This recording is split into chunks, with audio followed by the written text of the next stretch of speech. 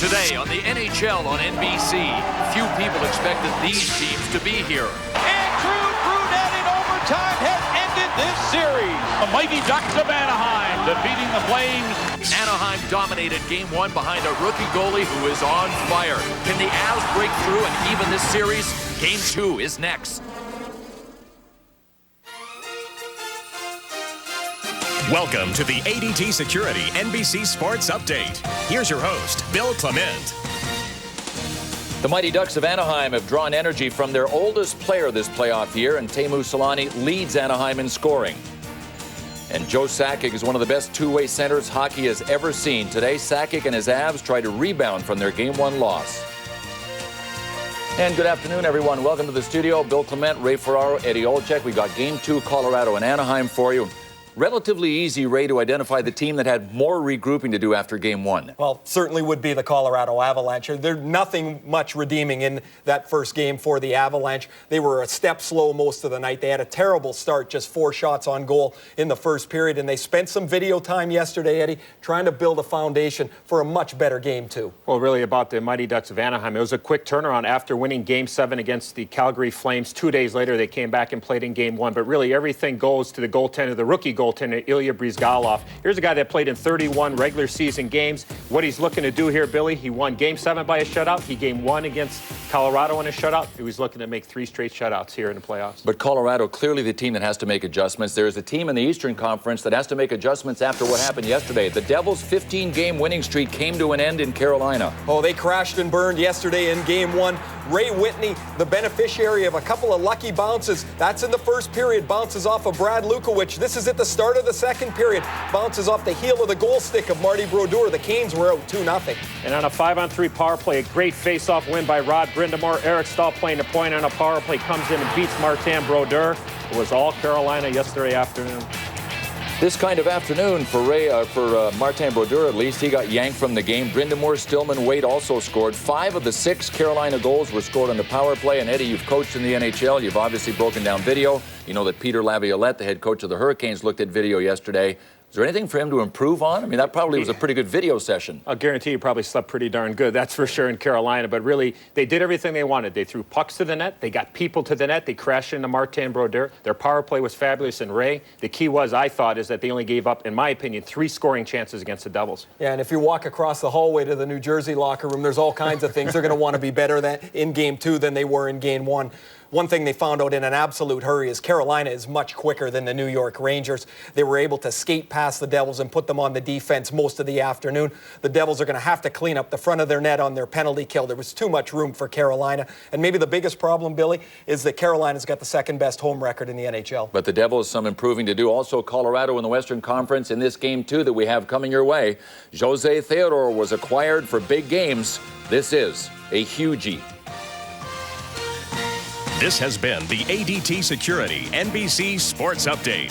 ADT Security Services, the world leader in home and business security. NBC's blockbuster summer begins this June with 4 great shows. Treasure Hunters, 10 teams, crack the code, find the treasure. Last Comic Standing is back. It's the search for the funniest person in the country. Then, Windfall. We won this week's lotto. This summer's hottest new drama. Finally, executive producer Simon Cowell presents the biggest talent search ever conducted, America's Got Talent. The NBC blockbuster summer starts this June. Before his first Chicago show, Bob Surratt sits down with the late-night king of cool. I want you guys to know the real Conan. From the early years. Those were rough times. And the critics. I'm not Letterman. They have every right to criticize me. To taking over The Tonight Show. That's a dream. It's The Tonight Show. I'd do it for free. Saps. He's a bit older, a bit wiser. I don't like where this is going. But he's the same old Conan. Bob Surratt takes on Conan, Tuesday at 10. This interview's over.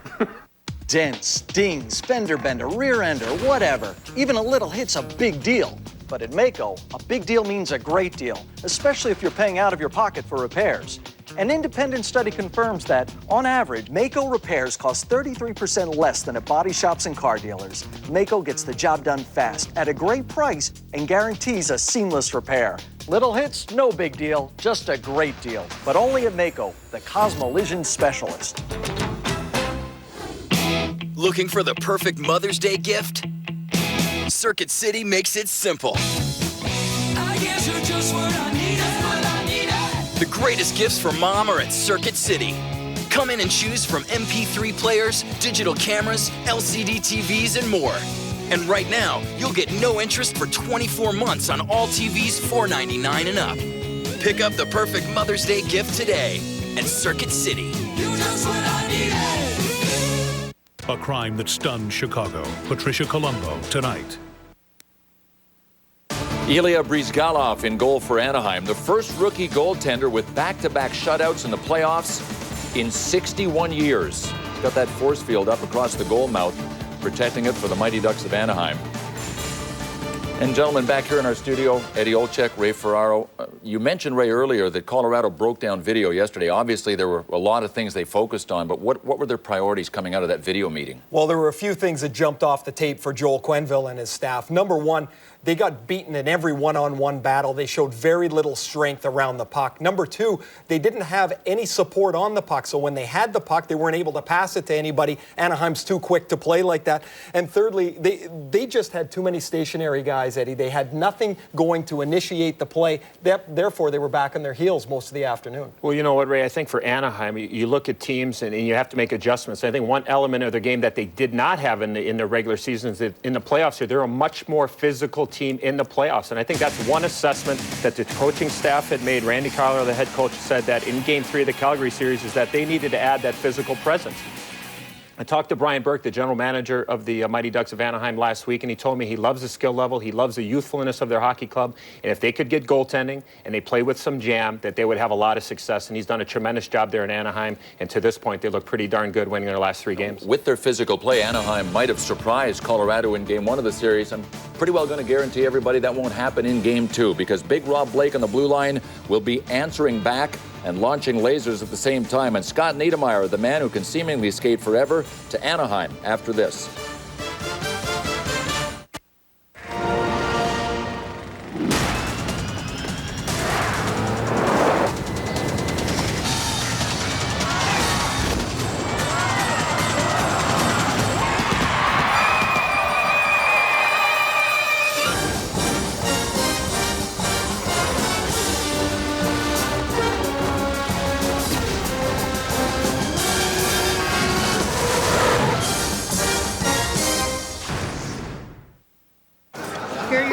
Grill platters. Oh, yeah. Beef, pork, ribs, vegetable medley.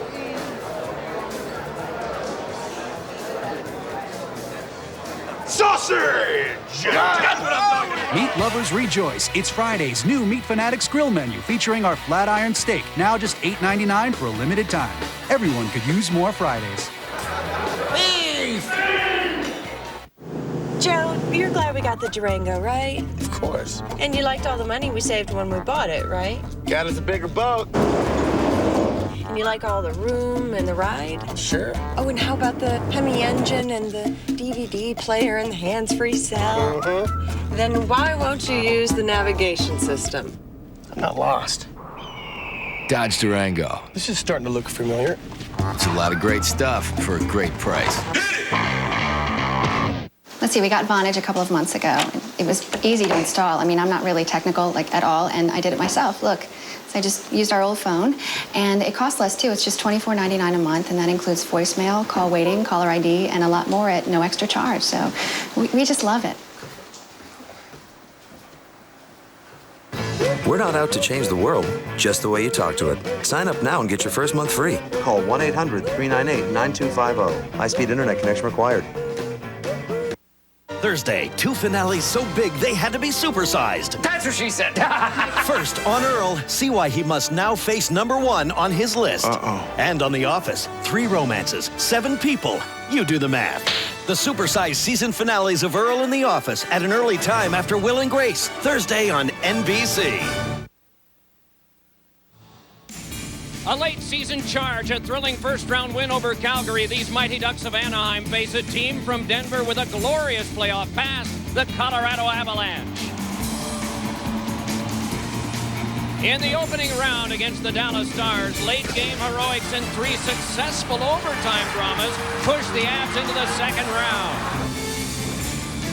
For Anaheim, it took 2 of the most special words in sports, Game 7, and a special performance in Calgary Wednesday. With a day off Friday night, the Ducks proved mighty in Game 1 behind their second straight shutout by Ilya Bryzgalov and Teemu Selanne, who showed why he's world-class. Ducks 5, Avs nothing. A new day dawns. The Ducks and Avalanche in Game 2 of the Western Conference semifinal on NBC. Live from Arrowhead Pond, the Stanley Cup playoffs presented by Sprint. NBC Sports proud to bring you Game 2. The Colorado Avalanche and the mighty Ducks of Anaheim. And good afternoon, everybody. Along with John Davidson, I'm Mike Emmerich in Anaheim, where the fans are thrilled because at the right time of year, their best players are playing their best. Well, Mike, you think of this hockey club. They are playing really well right now. Game 7. They were able to go into Calgary and win. Here in Game 1, they had the best player on the ice, and that was Teemu Selanne. He had a big goal, a beautiful play for the assist. So as far as forwards go, their explosive scorer, Pius Score, is getting it done. Now in goal, Ilya Bryzgalov, 25 years of age. Yes, he wins in Calgary Game 7 with a shutout. He wins Game 1. Boom, right there. Bojevin, the defenseman, hits Andrew Brunette. Brunette will be here to play today as Bojevin and Niedermeyer pair up against the best players that the Colorado Avalanche have up front. This Avalanche team is deep and playing well. They eliminated the Dallas Stars in 5, and a lot of credit has to go to that 17-year guy going back to days in Quebec, Joe Sakic. 36 years of age now, and he's still a go-to guy. Now, the first round for Colorado, they played Dallas. They were able to win it, and a lot of it had to do with the big line centered by Joe Sakic. Brunette on one wing and Hayduk on the other. They were really, really good, but they need them in this series. Yes, they were able to get it done. Yes, Brunette was injured in Game 1 of this series. Hey, he'll be back. He's okay to play. There you see the big numbers, but no points and only 2 shots in Game 1 of this series. That line has to go. Time to go inside the glass. Pierre Maguire and the Mighty Ducks, Teemu Selanne. You dominated Colorado in Game number 1. What do you expect from them in Game number 2? Well, obviously they're going to be way better, so we have to be ready. But, you know, be better too, and it's going to be a great day again. Take us inside your dressing room. What was the atmosphere like here before game number? It's pretty good. You know, we know that we have to be better, and we have to be ready for them because we know they're going to be better too. So it's going to be a good battle. Thank you, Teemu. Good luck in Game 2. Doc. 2 nights ago in Game 1, enough close chances around the net right from the opening faceoff. Enough physical pounding to spark a fire. All the scoring was Duck scoring, but this is a different day. The opening face-off in a moment. Best Buy's got cool gifts for every gift-giving occasion. From great wedding gifts to fun birthday gifts they're sure to love. Even cool gifts perfect for any graduate. And don't forget, Mom's Day is May 14th. This year, get her what she really wants, like a digital camera or camcorder. Buy one now and get up to a $75 gift card. Cool gifts for Mom, now at Best Buy.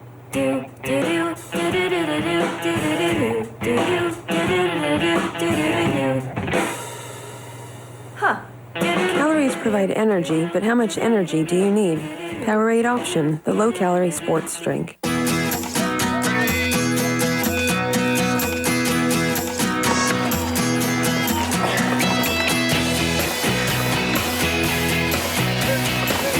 At AOL, we believe everyone should be fast. That's why we've made it simple to upgrade from dial-up to true broadband. So now you can get both AOL service and a broadband connection together for as low as $25.90 a month at AOL.com/high-speed. Want a better high-speed internet? You belong at AOL. As you can see on my chart here, sales have exceeded... What is that? Small business owner. They come in looking for loans. But we only care about big business. Quarter. Our cash...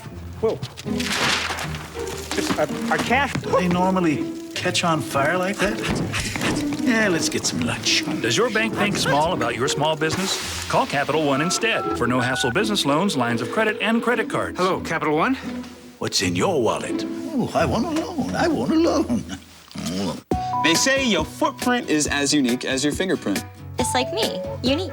That's why Dr. Scholl's created memory fit insoles with memory foam to form to the shape of your foot.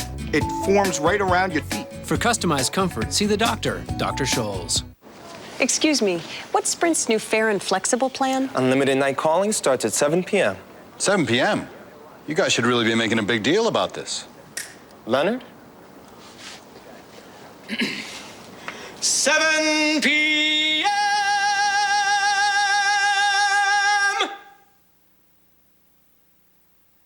Unlimited calling now starts at 7 p.m. with fair and flexible for families. You control your plan. It doesn't control you. Available on Sprint or Nextel. The NHL Stanley Cup playoffs on NBC presented by Sprint, brought to you by Dodge. You can take life as it comes, or you can grab life by the horns. Dodge. By Sprint, official wireless provider of the NHL. By Powerade, sport is what you make it. And by Best Buy, thousands of possibilities, get yours. In a year of inexperienced goaltenders, the Avs have some experience with Jose Theodore. In losing game one, Mike, yesterday at practice, Theodore did not want to talk to the media. He says, I'll see you after game two. He kind of sequestered himself to focus. He knows how big this game is. And Ilya Bryzgalov. I don't think he knows who Frank McCool was. He's not an historian. But the last guy to get 3 consecutive shutouts, 2 or more as a rookie, was Frank McCool of Toronto some 60 years ago. Strength against strength, opening face-off in the first thrust came from the Colorado Avalanche, but Brett Clark could not get one past. And all the way down it comes to be slugged away for Teemu Selanne. Strength against strength when the opening draw. Kunitz got in the front of the net and was run off by Clark. So yanked along by Hayduk. Some trouble back in the Colorado defensive end. Tipped back along for Scott Niedermayer, who begins the game on defense with Francois Beauchemin for the Mighty Ducks of Anaheim. And it's Niedermayer trying to filter one through. I love what Clark did on the first rush off ice for Colorado. Clark's the player that almost had the shot on goal, and then he made the defensive play in front of his own net. Good start for him. That one went away from free agent signing in 2003, Chris Kunitz, who has been an impressive player here for the Mighty Ducks. Jammed on back for control behind. Joffrey Lupul with it there, trying to flip one on for 250-pound Dustin Penner. They have some size here, these Ducks. Now turning back is Jim Dowd, young man out of Brick, New Jersey. And then cranked back out by Carlos Graston, the one-time Nashville Predator. No icing on this play. Mike, you talked about the Ducks' size. Not only do they have size, but they use it. They finish checks all over the ice circle. In game one, Colorado was only given credit for 5 hits. That's not enough. And how about the glass? Get ready for the glass. That was a bad carom off the glass stanchion that allowed the shot on goal. By Todd Marchand. Bud Light inside the glass with Pierre Maguire, a little different location. Yeah, it is a little bit of a different location, and great thanks to Brian Burke and Randy Carlyle. I'm actually standing on the Mighty Ducks of Anaheim bench, and I'm involved with the players, with the coaches. Noel Brown to my right. This is probably the most fascinating position you can be in terms of pro sport, and the NHL and the people in Anaheim are to be commended for allowing us this unbelievable opportunity. Say something nice about Dustin Penner, who's sitting right in front of you now. Not a chance. I used to coach in this, so you got to challenge guys, Doc. How about the Ducks come right back to the #1 line, Mike? They come right back with them.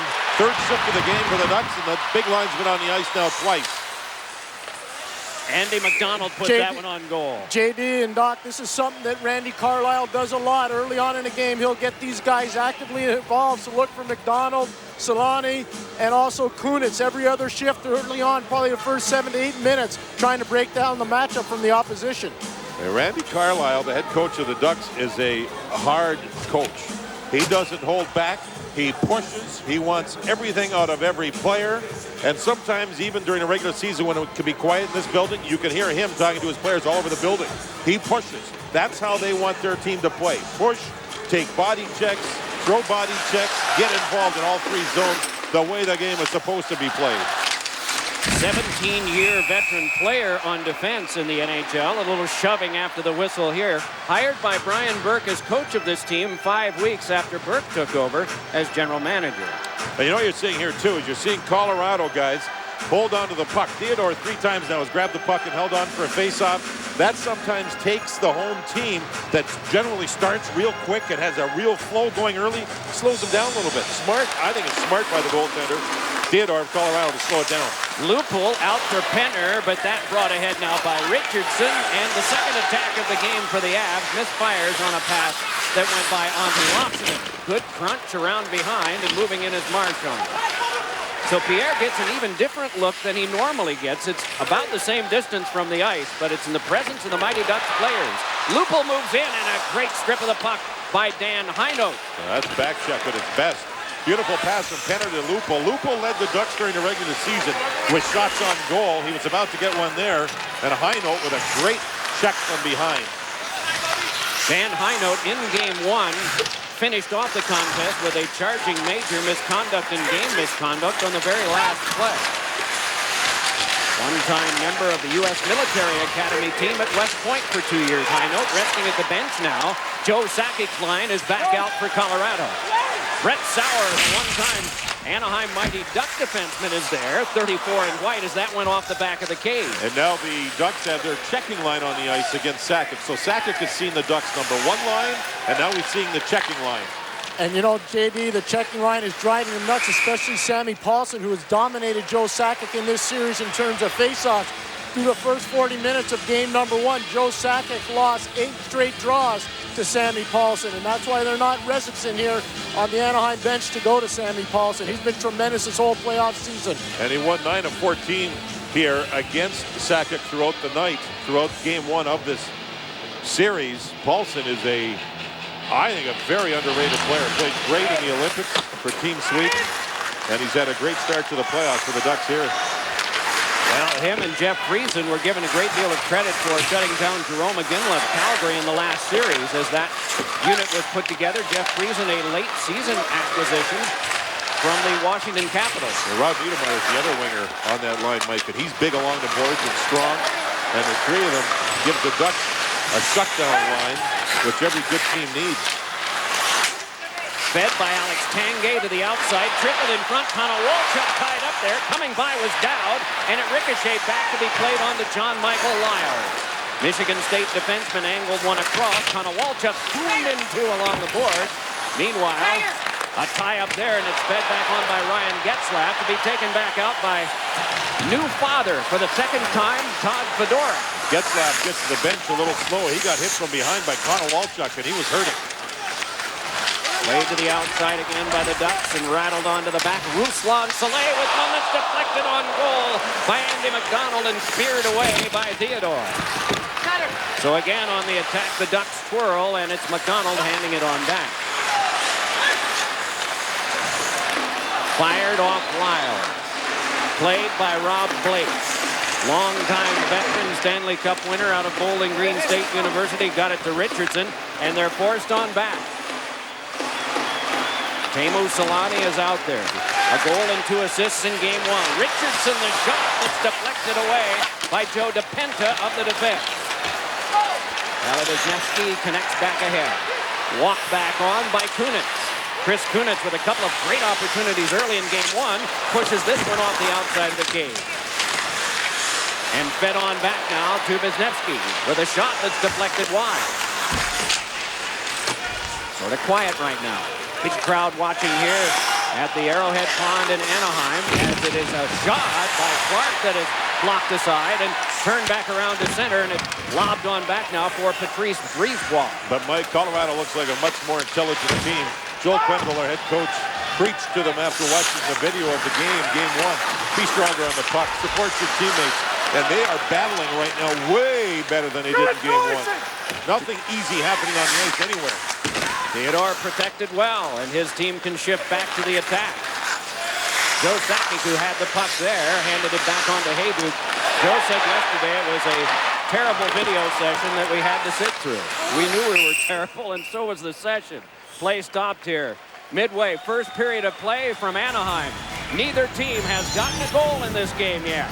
Ruslan Saleh had a good opportunity deflected on goal. The Stanley Cup playoffs on NBC, presented by Sprint, continue next Saturday at 3 Eastern. Hey, will you unzip me, please? Sure.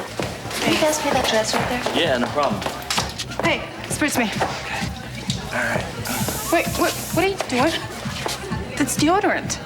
Oh, sorry. And you call yourself a hairdresser? No. I'm just here for the Bud Light. Hey. Refreshingly smooth Bud Light. Always worth it. This is the awesome Cadillac Escalade. And these are the keys to the awesome Cadillac Escalade. Play in PartyPoker.net's Win a Cadillac promotion, and you could win a brand new 2007 Cadillac Escalade. And there's a whole bunch of other great prizes. So sign up at PartyPoker.net now. PartyPoker.net, the world's largest poker school.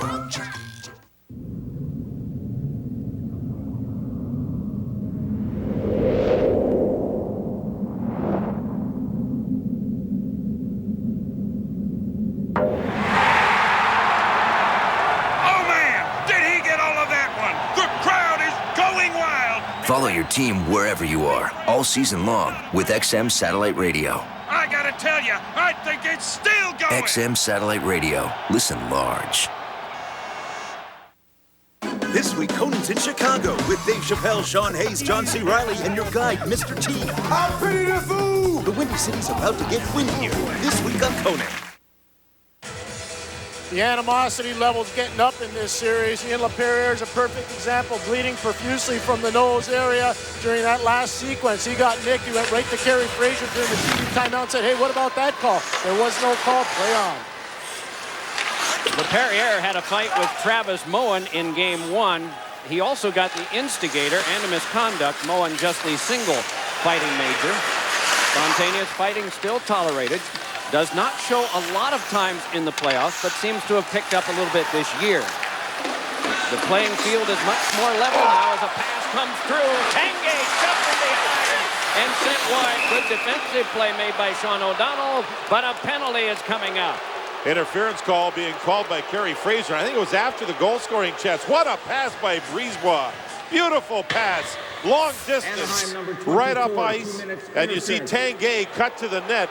And as he cuts to the net, that's not the penalty. Soleil on the right side bumped one of the Colorado forwards going to the net for a rebound, and Soleil gets the penalty. Now earlier, DePenta will come up with a stick there, and he caught LaPerriere. That should have been a double minor.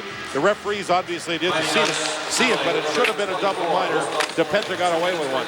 Good rifling shot by Rob Blake as this power play gets started. It was empty in 5 attempts in Game 1. Blake with a nice finesse move.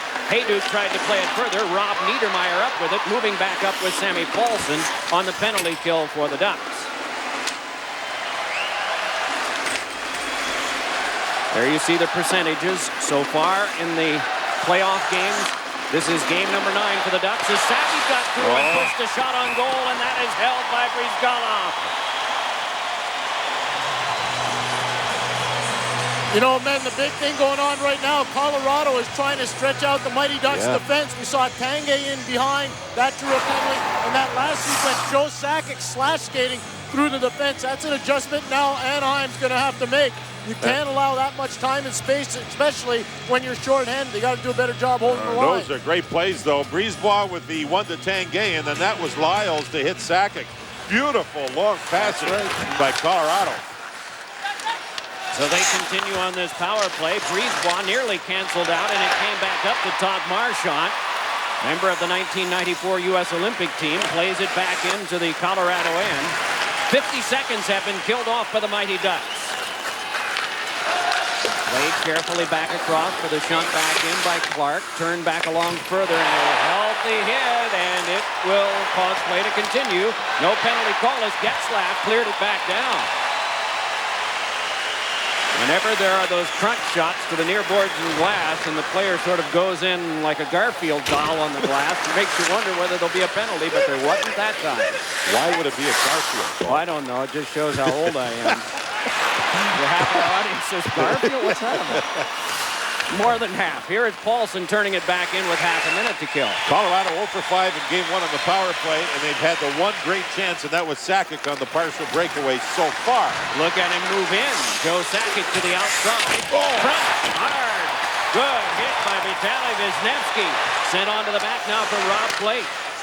Spun to the front, and it went ricocheting away, flexed along by Andrew Brunette, who was the guy who received that hit from Beauchemin in Game 1. Was a question mark for the game, but it's fine. Down to the ice goes Solani, and the play continues. Yeah, everybody thought the puck was at the feet of Solani. The puck was actually back along the boards, outside the blue line. Here's Teemu Solani fighting by, trickling one that went off the back, checking Richardson. Discipline's going to be important. Sakic got nailed by Wisniewski, and I'm sure you want to go back and get at Wisniewski, but you can't. You're down one in the series. You can't do anything foolish. Keep your discipline level where it belongs. It was electric down here on the Mighty Ducks bench after that big hit on Sakic, John. Feed comes back. Oh, and Beauchemin's toss to the front of the net was handled by Theodore, and then he jabbed away at his stick with someone that was in front of him. That was Chris Kunitz. Played back out ahead for Kunitz, but it went too far and off loophole. And back to patrol now and try to play it around his Clark. Handcuffed there with a forecheck from the Ducks. Dustin Penner handed it back. O'Donnell a drive, and it's deflected wide. Kept alive on a pitchfork move by Soleil. Kneeling block by Strastinch, and it's fed right back out again by Antti Laaksonen. Ducks starting to turn the tide a little bit in terms of the attack in this game. The shots are 4-1 in favor of Anaheim. It was a great penalty kill, and a one shot was by Sakic on that partial breakaway. Buzgalov, not much work, but he came up with a big save. It is laid along for Fedoruk. He can't reach that one. Instead, it is turned back on now, and back on for the flip by Brett McLean. That is bunted by Buzgalov. Major point of emphasis right now for Colorado. Again, looking to stretch out the Mighty Ducks defense in the neutral zone. What a big hit, though, by Moen. Travis Moen with the corker, and it is laid back out now for the grub back in that came from Sauer, and then turning with it as the crowd now settles back down from that huge hit. 9th game in 16 and a half days for the Ducks. It doesn't look like it, does it? They don't look tired at all. They look fresh. That's what happens when you win. There are buckets of adrenaline that teams seem to find at playoff time. They tried that long pass again. That time to Dowd by Lyles. Didn't work. Kunitz drops it back. Solani turns, gets it back again. Run off by Connor Walchuk. And right back in for Rob Blake. Got it ahead, a 2-on-1. Dowd moving in, fed it across, and the shot shanked wide by Tanguay off a stick. And Mike, what a pass that was by Blake. The long passes are working for Colorado. You talk about a hit. Here comes Moen. Oh, baby.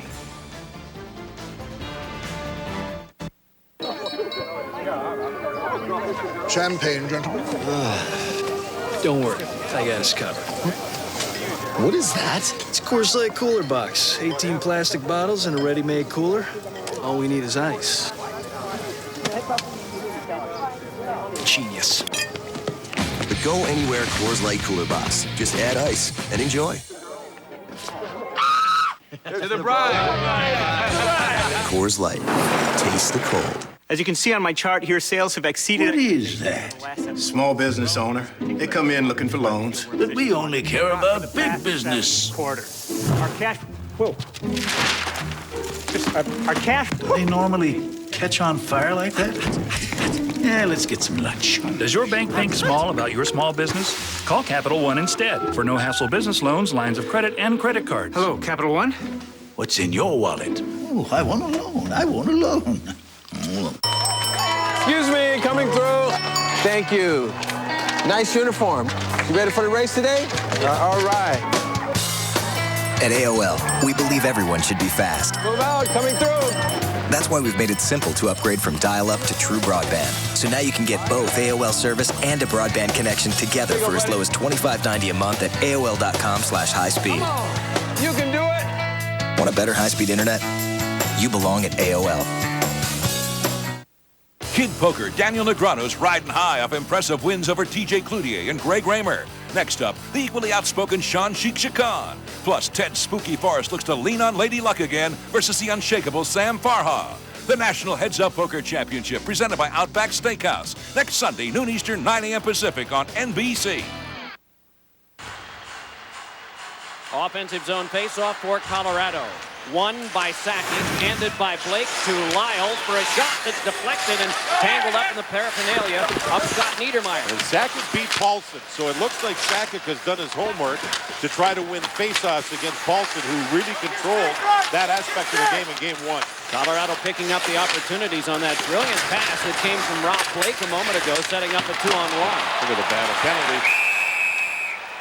Penalty. Boschman and Niedermayer, the two defensemen, were back there battling. It all started, though, with Paulson beating Sakic, and it looks like an offensive zone penalty. Wow. Brunette is going to the box. Pierre. And it's Andrew Brunette, who is a recipient of a monster shot in game number 1 from Francois Beauchemin. John, you can't have that if you're Colorado. You can't have retaliatory penalties, or you can't have offensive zone penalties. And, you know, it's going to get physical and it's going to get ugly, but you got to keep it within the rules. And if you don't, John, you're killing your team's chance to have success. And, Pierre, looking at the replay, you're absolutely right. That was a real good cross-check to the ribs by Brunette. He may have been thinking, you know what? Good time to give it back to him. He did and got caught. So this is the first power play for the Ducks in this game.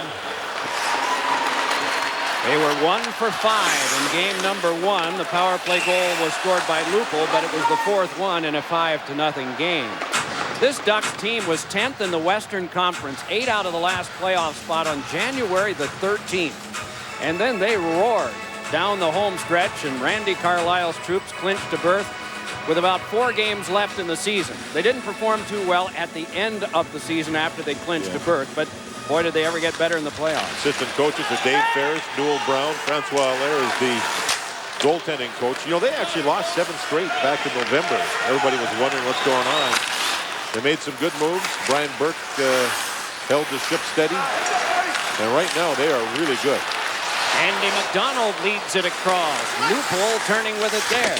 It's Lupul, McDonald, and Solani, and McDonald's shot rattled off of Theodore. Twisted back around for a feed to Niedermayer. Beauchemin a shot, and it went wide. Solani tried to send one on goal, but that blocked by Carlos Strastic. Pinching is Niedermayer. Trying to flip it further, he regathers, and the smooth skating defenseman gives it back for Beauchemin. Now walking back in and shooting one, and having it denied Lupul. Solani fed it across. It's a pinball. Niedermayer a shot that went off the defense of Rob Blake. My goodness. And it's cranked back around and out. Great mighty Ducks of Anaheim attack, and we'll have an icing. That battle in front, Lupul had the puck come back to him, but he was too busy fixing his helmet, putting it back into place. He forgot about the puck here. You know, John, we're watching a magnificent performance from Scotty Niedermayer. Everybody knows he won the Norris Trophy the last time we had NHL hockey, which is for the best defenseman in the NHL, and he's a nominee this year. But you see him on the power play, John. Smart pitching, great puck distribution, and just a real smart play getting down low, creating more offense. He's a great skater. And when he was a young man, or actually a boy, growing up in Cranbrook, British Columbia, he and his brother Rob, they didn't go to hockey schools, they went to power skating schools. Their mother made them do it. They learned how to skate the right way before they learned how to play hockey. And that has been a strength, especially for Scott, the way he plays the game. Cleared back down for the last 22 of this Mighty Ducks of Anaheim power play. The shots are 6-1 in favor of the Ducks. They had 8 of the first 10 in game 1. Ryan Getzlaf moves in. Now sent along by Kunitz. Settled down there for a toss to the front. Flagged down and cleared back out again by Clark. You like the way the glass gives when his big body tricks? Makes it even look tougher than what it is, doesn't it? It reminds me of the old Buffalo Auditorium. And it sounds loud, too. Yeah. Penalty time up. So now things level out. O'Donnell sends one in front. A finessing backhander by Rob Niedermayer was kicked away by the defense. A drive on a headhunter over the glove hand of Jose Theodore. Ruslan Saleh could not get very far. Saleh tried once again, and Blake intervened. Sean O'Donnell, one of the playoff heroes, got an overtime winner. Sees it go back to Paulson for a shot that's deflected wide. Rebound chipped around behind. And twisting to the outside was Rob Niedermayer as another penalty is called. And we're going to have a Duck penalty right in front. As you see, Strasden's on the ice. It'll be power play Colorado when we come back. Hi. This Nextel calling plan is great. Yeah. So all incoming calls are free, plus I get unlimited Nextel walkie-talkie? That's right. Kind of makes you want to jump up and down and scream for joy. We have an area for that right over here.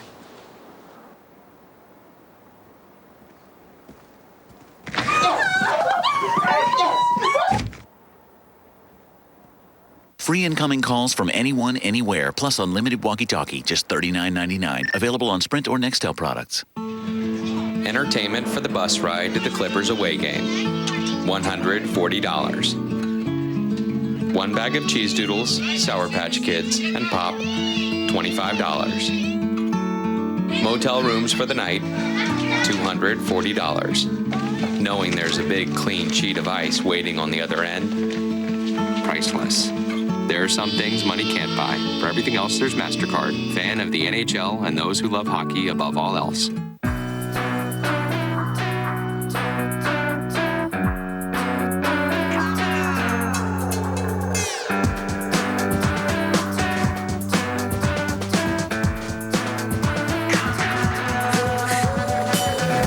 Your life doesn't have one dimension. Neither should your beer. Michelob Ultra. Because you do more. It does too. Live life to the ultra. Monday, one contestant goes beyond the millions. Howie, I think I may have a new job. All new Deal or No Deal, Monday, Wednesday, and Friday on NBC. Heineken Premium Light Intermission Report is coming up at the end of this period. Bill Clement, Ray Ferraro, Eddie Olczyk will have a breakdown of the first period here. In-depth look at the Devils' Patrick Elias, all coming up on the Heineken Premium Light Intermission Report. You know, Mike, I was thinking about all three of those guys in the studio were forwards, right, when they played? Yes. They would love this, being up ice and being able to take those beautiful passes from people like Blake or Lyles or any of those good passing defensemen. It would have been life a lot easier for those guys. Well, the defensemen had the big adjustment to make this year, not only defensively, but also having such wide lanes to pass with the elimination of the red line. On ahead for a drive and a hold and then a lose by Theodore, and he was able to stop the rebound. See Beauchemin move up ice. The Duck, even short-handed, the Duck defensemen are up ice. And Beauchemin had the shot there. This was a rocket. He really shoots the puck. It was so hard from the bad angle that Theodore couldn't handle it completely. See it trickle down? And Niedermeyer had the rebound shot. What a find he's been. They were going to send Beauchemin to the minors when he first got here. They didn't think he was in shape. They were going to send him down. The kid was in tears, and he says, "Oh, just give me a chance." He lost about 11 pounds in a week, got himself going, and the rest is history. He's played really well. Bob Murray, the gentleman with the team that's involved with management, did a great job scouting him, and they are really happy with what he's been able to do. 11 pounds in a week. Yeah. Beauchemin cranks this back down. That's a lot of water weight. That's what I used to say, you know. Oh, yes, okay. And Bob Murray's the senior vice president of hockey operations here. He was the one man that really wanted to, in the Fedorov trade to Columbus, make sure Beauchemin was a part of the deal. The kid played well. He deserves a lot of credit. 4 years with the Montreal Canadiens, and he got to play in one game for them, so mostly American League stuff for him. Drive by Clark, it's saved by Brizgalov, and the rebound, a big cluster of players, it pops to the corner. Brisebois kept the puck in his zone, moved it across with a big shot, and I think Brizgalov made his first rebound save of the period. There was a rebound, and I think he got across to make the save. Alex Tanguay brings it ahead. Power play still with half a minute to go. It's turned over to Rob Niedermeyer. Brother of Scott lays it on back for the clear back by Soleil, but not out. Up for grabs again. Soleil off the high stick of Niedermeyer. Chopped on further to center, and so the Avs have to drop back in the last quarter minute of the power play. Lyles, then Hagy. Not many alleys, so they have to circle. Finesse off at Sakic. Brought ahead by Brunette. Back to Sakic again. Andrew Brunette punches it to the back. Pass over the line. That takes care of the power play. Brought back ahead now by Jeff Friesen, fresh from the box, but offside is called. Well, there was a good play by Brisebois, the defenseman, to keep the puck in and then move it across for that shot. Now, was there a rebound shot here that he stopped? That was the original. Oh, yeah. That shot got through by, I believe, Tanguay, who's been all over the puck in the offensive zone. Brizgalov's a big guy, and he's very flexible, and his right leg got across with all that traffic, and he was able to make the save. It was interesting reading about Brizgalov, wasn't it, Mike? Said his personal interest in life, the famine in Africa, and also Greek philosophers. So hockey's just hockey. It's interesting. Yeah, Randy Carlyle, the coach, was saying the other day that's the reason that he is certainly this is a wonderful thing for him to do, but he doesn't consider it as important as maybe some of us that get too immersed in sports. And Randy mentioned the same thing. Famine in Africa concerns this guy. And well, good for him. You know, he was the guy they were going to keep. The question was at the start of the year, which of the two veteran goalers were going to go, and it turned out to be Martin Gerber. Right, Gerber went to Carolina and played great for them. And then, of course, Giguère has always been good as we had a little bit of jouncing on the far side there. Giguère is still a great goaltender, even though he's not playing. And Brizgalov came off the bench in the Calgary series, and as we have another offside play here, and the rest is history. I mean, the guy is now gone. Just if you think of Game 7, he shut out Calgary in Calgary. Game 1, he shuts out Colorado here, and he's 3 minutes and 19 seconds away from not giving one up in the first period in this one. You only lose one game at a time. It was by 5-0. Rob Blake was asked, what do you think of Game 1 in light of this one? Let the game go. It's one game. You know, whether we lose in overtime, double overtime, or you lose 5-0, that game's done, move on. It's the same way when you win. As soon as that game's over, you look for the next game. So, hey, it's one game. We've got to come out and we've got to tie this series up. The Ducks were watching the game televised by NBC yesterday from Raleigh, and one of them looked up at the scoreboard and saw it was 6-0 in favor of Carolina and said, well, we're not the worst, then are we? Well, it's a good lesson maybe for both New Jersey and for Carolina for tomorrow night. Just look at the way Colorado's come back and played. They played a pretty good first period here, considering what happened in Game 1, and it'll be the same type of game I would suspect tomorrow in Carolina from New Jersey. Here's Solani moving around. Oh, and a save made by Theodore, and a penalty coming up. Good save by Jose Theodore as Solani glided his way to the front of the net. Interference call, and it will be Dowd of Colorado going to the Bucks. McDonald leaves the puck under Solani's legs. They don't stop. He just goes. He just goes. In front of the net is where Dowd knocked his man down as the scoring chance was happening. 38 knocked down 38. That's Kunitz going to the net. He got knocked down, trying to stop at the net as the shot was being taken by Solani. And Theodore hasn't had many shots down the middle, but on the angles, he's had a few in this game. He's been very good. Carlos Strastinch makes them chase. Kerry Fraser, Eric Furlot are the referees today. Jay Shares and Mark Wheeler, the linesman. Mike Lego is the standby official. Niedermeyer able to step away. From 20 refs and 20 linesmen, it's down to 14-10 by Merritt. Solani rattles it on around.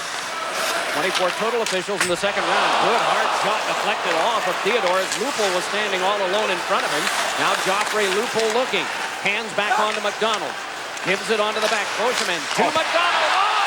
Down by the defense. Oh, what a play by Bozeman as the puck was into the netting. How about that? Bozeman, even when he passes the puck, he passes it hard.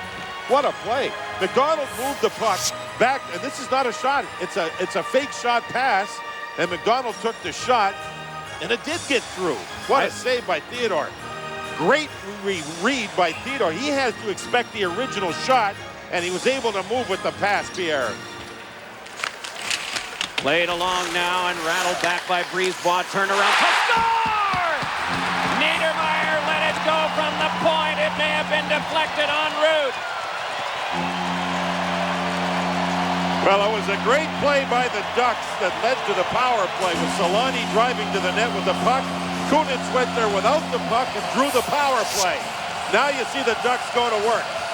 And on the far side, that's Niedermeyer up there. There's the shot. May have been a deflection by Getzlaf, the young forward. And that's all it takes with Niedermeyer in front, too. Those are two big forwards. How about that? 1-0 in favor of the Ducks. It's a power play goal. Niedermeyer was there. Getzlaf was up higher. And the other Niedermeyer put the puck where it could be deflected. Here's a look from the net cam. That finds the net with all that traffic. Pierre. You see how quick Scotty Niedermeyer launched that puck on goal. That's a major point of emphasis for the Ducks because of their first round series against Calgary. They knew they had to get pucks quickly to net, and it's carried over to this series. Getzlaf gets the goal. Niedermeyer the first assist. Poscheman played it around behind, and Rob Niedermeyer eventually got toward that one before it became a two-a-side battle. For Getzlaf, his second goal of the playoffs. Niedermeyer gives it across, gets it back again from Poscheman and fires. It's deflected off the pad of Jose Theodore, who's been busy. 11 shots to 3, but a chance for Milan Hajduk. Trying to get back at Poscheman. Hajduk for Dan. Boy, that was a rare mistake by Sammy Paulson. A bad pass back to the defenseman, but still, the shot by Hajduk was from a bad angle. Settling it down, the Avs. Pierre. You know, it's a bad pass, but Poscheman never should have left his feet there, John. When you're the last man back, you can't be leaving your feet. Poscheman may be hearing that at the bench right now near Pierre, as this is lobbed off the glove of Scott Niedermeyer. Niedermeyer and Sean O'Donnell are the defense for the Ducks right now. Lupul could not work it ahead for the last 23 of the first period. There was no score at the end of one in game one, and then Anaheim exploded for 4 in the second. But the goal by Getzlaf comes with 1:43 to go in the first period of game two. What Pierre was talking about is this pass coming up by Paulson did not connect there. So Poscheman reaches for the puck, can't get it, and here comes Hajduk. But look where the shot came from. Bad angle shot, and at the NHL level, Buzalov should make that save and did. Blocked that one aside, and so it is laid back in front by Volsky. Kept though by Jim Dowd, played back to Brisebois, then side of net, Volsky moving in. Oh, and a save for Brizgalov. Yeah, that's a set play in this day and age at the NHL level of goaltenders. Anything from the angle, they keep the left leg up. If it's from the left side, as great play there by Brisebois to fire the puck down low. But look at the goaltender, right leg down, left leg against the post. Stick down on the ice, and he trapped the puck between his right arm and glove. Look at this is what goalies do from the angles.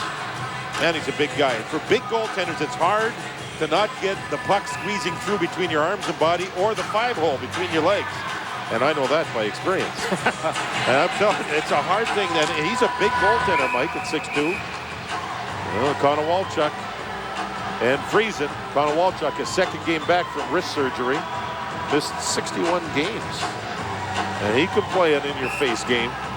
Kerry Fraser with the warning in his game number 260 of these playoffs. A lot for a referee as the first period comes to an end. 11 shots to 6 in favor of the Ducks. Getzlaf with the only goal of the period in the last 2 minutes. I thought the Ducks earned the power play and then made the power play count.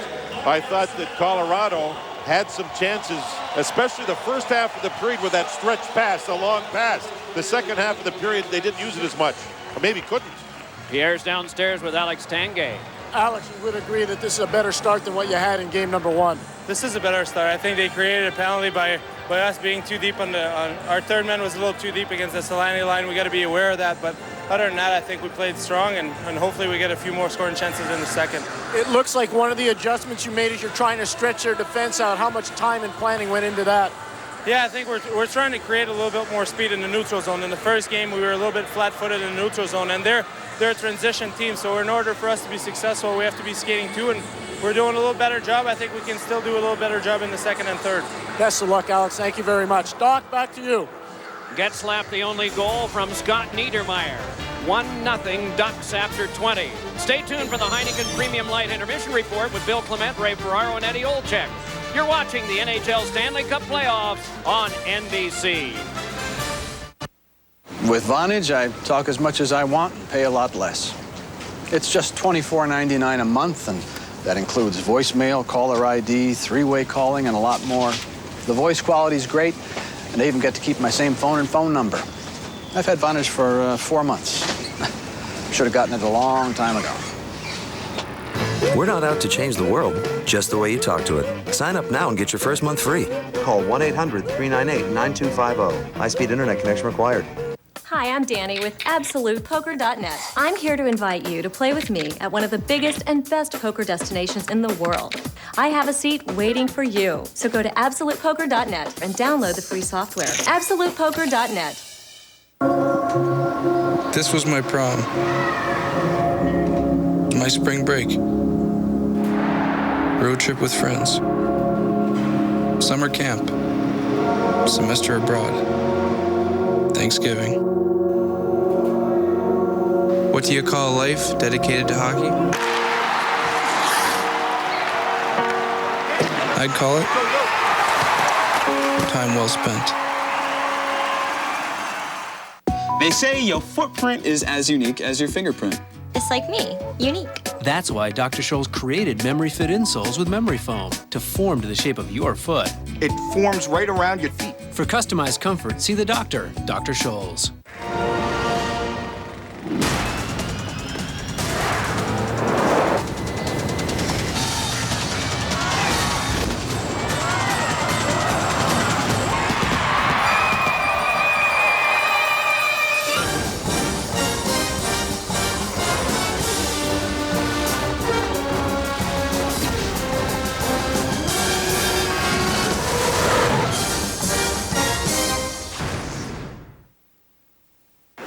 Saturday at 3 Eastern, scoring machine Eric Stahl and the Carolina Hurricanes take on the amazing Martin Brodeur and the New Jersey Devils.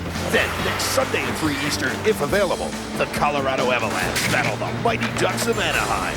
The Stanley Cup playoffs on NBC, presented by Sprint, next weekend. Welcome to the Heineken Premium Light Intermission Report. Here's your host, Bill Clement. In the first period, Anaheim outshot Colorado 11-6. Sometimes the score follows the shot clock.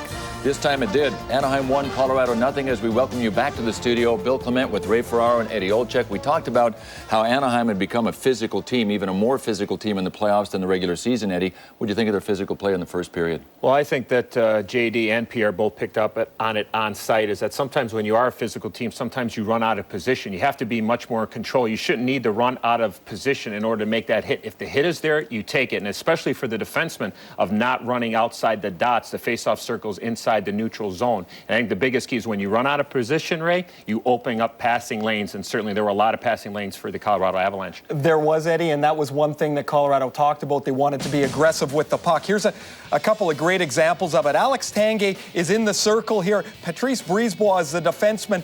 And Brisebois is going to look for Tanguay deep towards the Anaheim blue line. Tanguay goes out of the screen. Now, this is a pass that would not have been a legal pass in the old NHL. This is a two-line pass that goes right through the defense. Tanguay finds a seam between the Anaheim defenseman. Sean O'Donnell pulls him down. This is later on the power play. Joe Sakic at the bottom of the screen. John Michael Lyles coming up the middle of the ice. And again, it's from the outside through the middle seam. Lyles' pass is a good one. Joe Sakic is able to take the puck and dodge his way through the Anaheim defense. You see the triangle of Anaheim people, but there is a gap of space.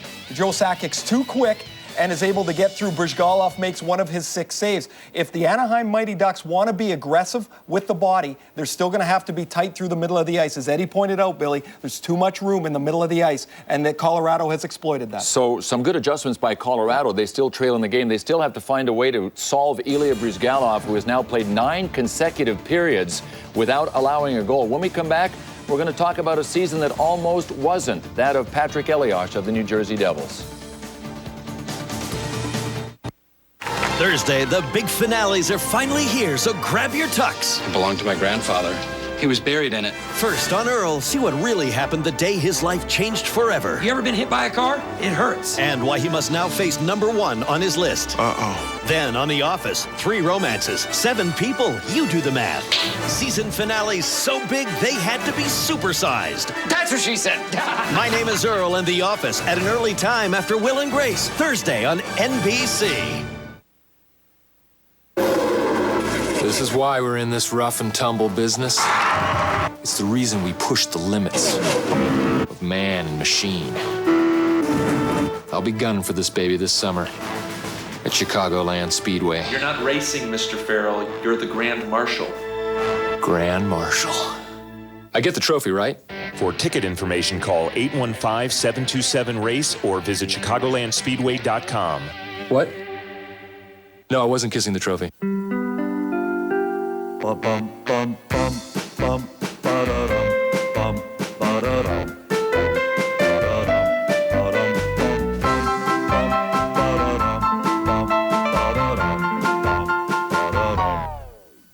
Get the best technology on the block. Order Comcast digital cable with On Demand today and get HBO and Stars free for 6 months. Save $130 over 12 months. Call 1-888-4-BEST-TV. Talk to the one mortgage company that deserves your attention. A Chicagoland company with a singular objective of matching the right loan with the right person or family. For a new home, to consolidate debt, or cash back for any reason, talk to the company that can close on your loan in as little as 7 days. The company that's here for you now. Hello. And well into the future to serve your needs. Illinois Mortgage Funding. Call 1-800-I-CAN-SAVE. Nobody can do what Maaco does.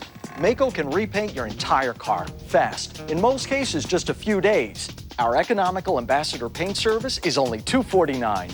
Make it easy, make it right, make it Maaco. Conan may be gone, but you can still be a part of Pontiac Live. Just log on to PontiacDrive.com and enter to win a new Pontiac Torrent. For details and complete information, log on to PontiacDrive.com. Next time you come to town, you ask Johnny B for a favor. Ain't gonna happen. A crime that stunned Chicago. Patricia Colombo, tonight. This is the Heineken Premium Light Intermission Report. And welcome back, everybody. We are in the second round of the Stanley Cup playoffs, and you know you're doing a lot of things right if you get this far. But for Patrick Elias of the New Jersey Devils, it's a bonus just to be playing hockey. Elias missed the first 44 games this season, recovering from hepatitis A, and his New Jersey teammates seriously wondered if he would play at all this season.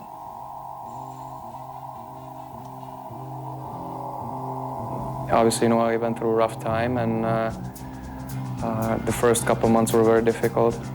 The worst part was that you maybe thought he wasn't going to be healthy enough to come back at all during the season. With this illness, the worst thing was that I had no time frame when I'm going to be ready, how long it's going to take. We wanted him to get healthy at first, but at the same time, it was almost, man, we need Patty to come back and help us out. Perhaps no team in the National Hockey League was happier to say goodbye to 2005 than the Devils, but a familiar face comes back tonight, and that's a step in the right direction. And he comes back and just dominates the first game. I mean, dominates. Elias jostles and shakes Hill to Gianni, scores! And then he just kept getting better and better. Here comes Gomez, on to Elias, score! He's back! Elias holds and drives, score! Oh, baby! And Patrick turned it up even another notch against his crosstown rivals in the playoffs.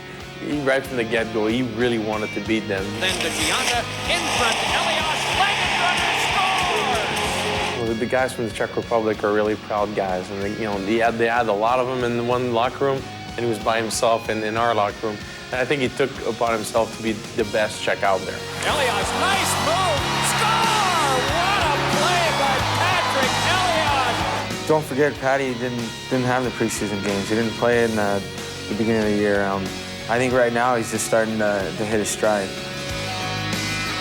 Patrick Elias of the Devils. Without Elias, the Devils were 1 game over 500. With Elias, 21 games over 500. The numbers speak to his value. He's the most underrated superstar in the National Hockey League, and he is probably a product of an organization that stresses team over individual. Eddie, he's an unrestricted free agent at the end of the year. He's going to get a lot of attention. He's going to make a lot of money. Highly skilled. Seems like his teammates and his coaches love him. But to me, he makes the other players around him better each and every night. And to me, that's a true sign of a superstar. Anybody deserves the money is Patrick Elias, especially based on what a good guy he is. All right, 1-0 in Anaheim. We'll have you back out there for the second period when we come back. This has been the Heineken Premium Light Intermission Report. New Heineken Premium Light. Make a smooth introduction. I know you love me. I know you do. Don't you wish your girlfriend was hot like me? Don't you wish your girlfriend was a freak like me? Don't you? Don't you wish your girlfriend was fun like me? Don't you wish your girlfriend was fun like me? Don't you? Hello there. We're married. We're the Slowskis. Hi. We moved here a couple of years ago for the Great Pond out back. I love it. I'm like a fish. This house is also far from the DSL central office or remote terminal, which makes our DSL connection slower, as opposed to Comcast, which is fast no matter where you live. I didn't know you could read. There's a lot of things you don't know about me. Connect fast from anywhere with Comcast high-speed internet. It's Comcastic. This is the awesome Cadillac Escalade. And these are the keys to the awesome Cadillac Escalade. Play in PartyPoker.net's Win a Cadillac promotion, and you could win a brand new 2007 Cadillac Escalade. And there's a whole bunch of other great prizes. So sign up at PartyPoker.net now. PartyPoker.net, the world's largest poker school.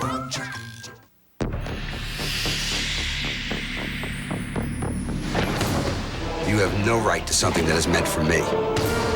So if you push me, I will push back. If you knock me down, I will get up and you will face the wrath of hell.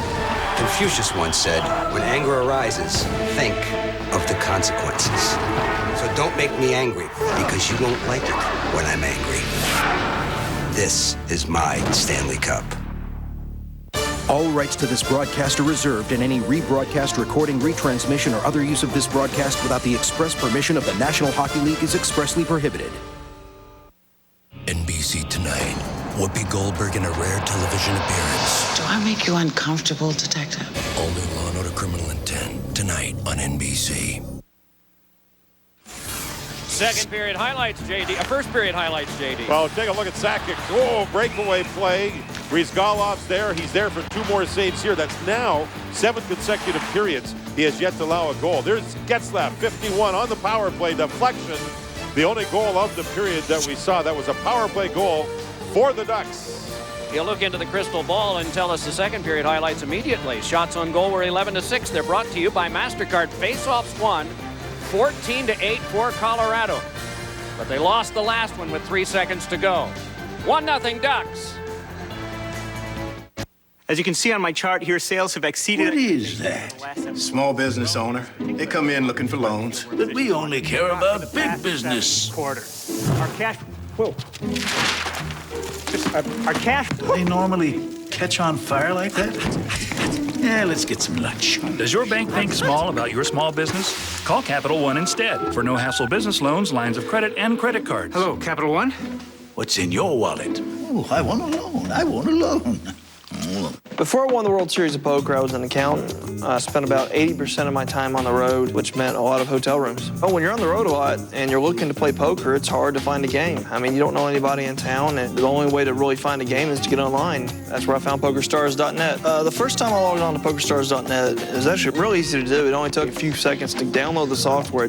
Within probably 10 minutes, I was up and playing. I love poker. There's always a game 24 hours a day. PokerStars.net is always sitting there waiting for you to get on and play.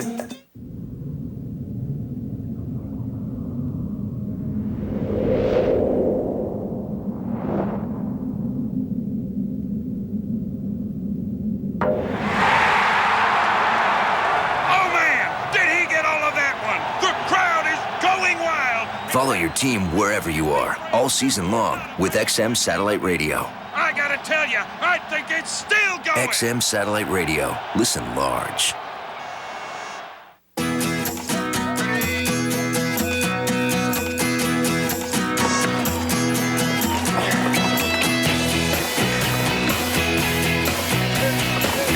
At AOL, we believe everyone should be fast. That's why we've made it simple to upgrade from dial-up to true broadband. So now you can get both AOL service and a broadband connection together for as low as $25.90 a month at AOL.com/high-speed. Want a better high-speed internet? You belong at AOL.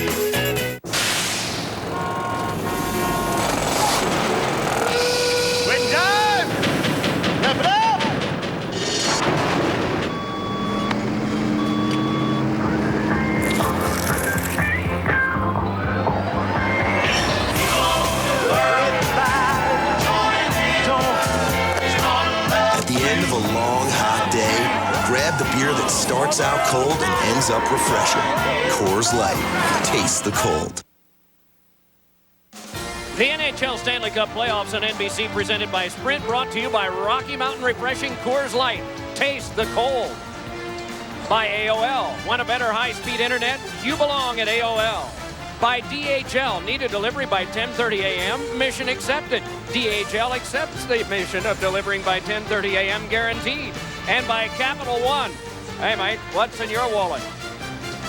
Oh, that's... anyway. I like the British commercial. I like those old guys, especially at Christmas time. All right, let's take a look at the Coors Light Cold Blast. It was a hard one, but it didn't go in. Bozeman with a big shot. Niedermeyer the rebound, and Theodore, who had a good first period, made those saves.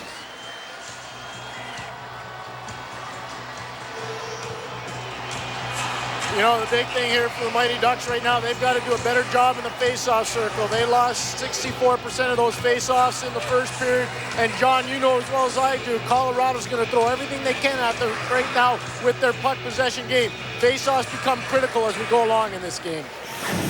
Rizgalov back in the cage that he has kept clean for a long time. You know, I shortchanged him. I said 7 periods without allowing a goal, which is true. But you can even back it up to Game 6 against Calgary. He allowed a first-period goal on a rebound to Stefan Yell, and not one since. So it's 9 full periods of NHL playoff hockey, and he has not allowed a goal. Rob Niedermeyer sends that one along for control now by Todd Marchand. Fed one in front, and Paulson a shot and a rebound. Blocked down by Theodore, and it came behind where Joe Sakic turned it along and eventually got it to Rob Blake, and so they can take some of the pressure off. And that's the checking line starting the period for the Ducks against Joe Sakic, and Niedermeyer was in front. He's a big man, and a great first shift for the Ducks checking unit. Jeff Friesen freed that one up. It's cleared back along by Lyles and regathered by Sean O'Donnell. Oftentimes in what you hope will be a run to the Stanley Cup Finals, you get unexpected goals, and Sean O'Donnell's in overtime against Calgary was certainly one of those. Lifted back along again. Not known for his goal scoring, but for his experience. Dustin Penner a shot. Just blocked aside by Theodore, and right back out come the Mighty Ducks to defend against Colorado as the pass is broken up and started back out by Soleil.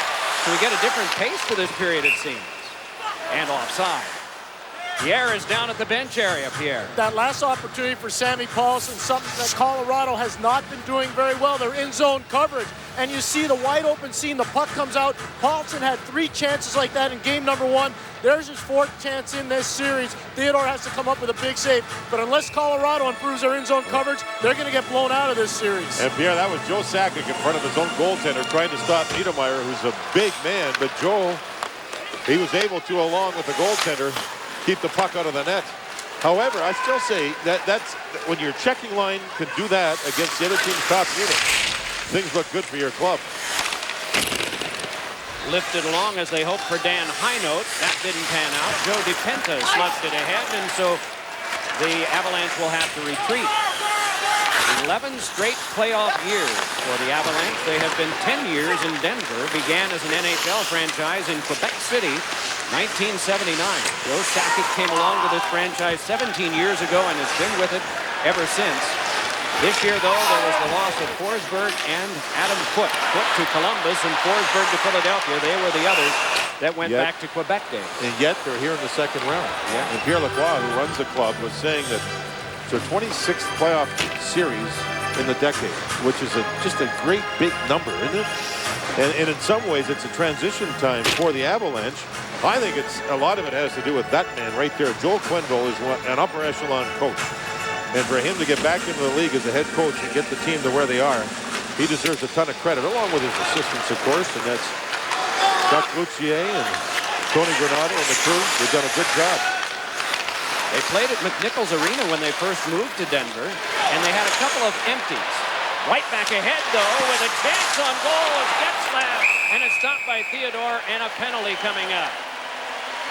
The call is a slash and a power play to Anaheim. Well, Getzlaf made the move, but it's how you acquire the puck is what happens. And you're going to see here the Avs moving up ice, turnover. You're going to see it right in here.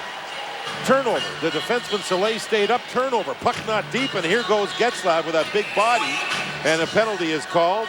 and Lyles is in the penalty box for the slash. Theodore made the save, but that's Colorado not getting the puck deep. The transition game of the Ducks draws a power play. Beauchemin handed it across. McDonald the shot, and it sizzled wide. Careened to Scott Niedermayer.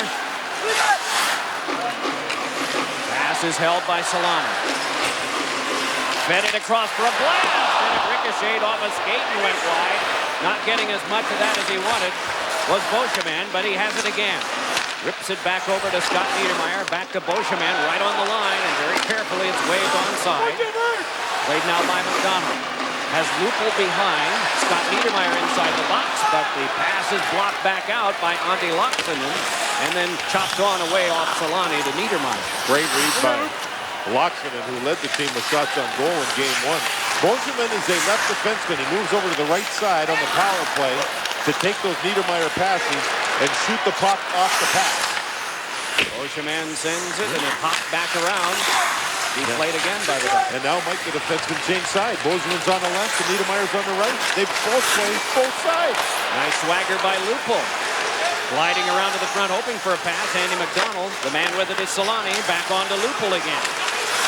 Joffrey Lupul peels off and hands to Beauchemin. Back across now to Niedermayer.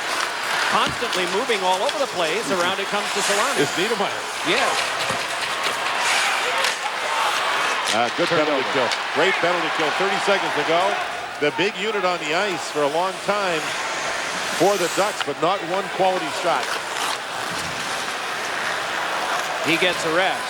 For the last 20 of the power play, Beauchemin with the crank back in, chip back along, but couldn't be taken by High Note. Instead, it's back to Beauchemin, takes the drive and hands over to Ruslan Saleh.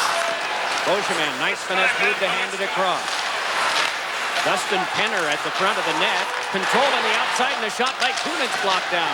Fed to the back again, controlling and then sending one with Beauchemin, and that ricocheted wide. Penalty time is up to John Michael Lyles.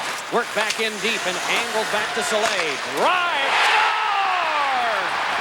Another deflection, it's 2-0.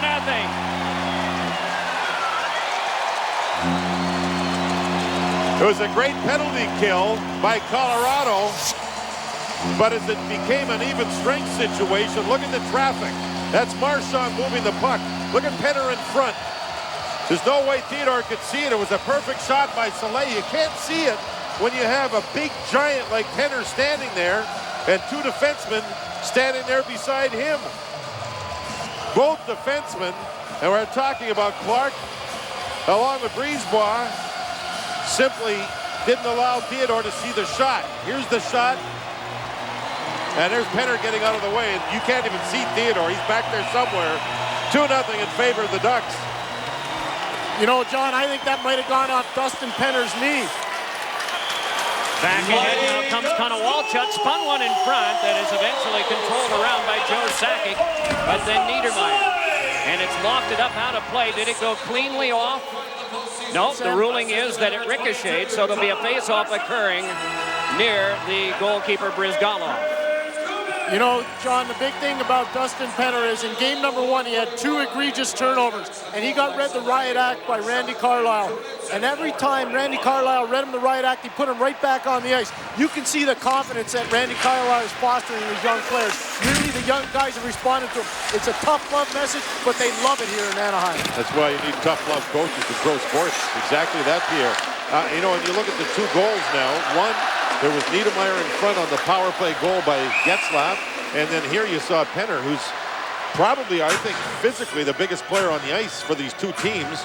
And if he has 2 defensemen with him, that's 3 bodies. And Theodore couldn't see the shot. No, indeed. Soleil's shot was right where it had to go. Marchand with a good bank pass here. Back to the point. Soleil takes the shot, and it may have gone off the leg. You're right, a Penner, and past Theodore.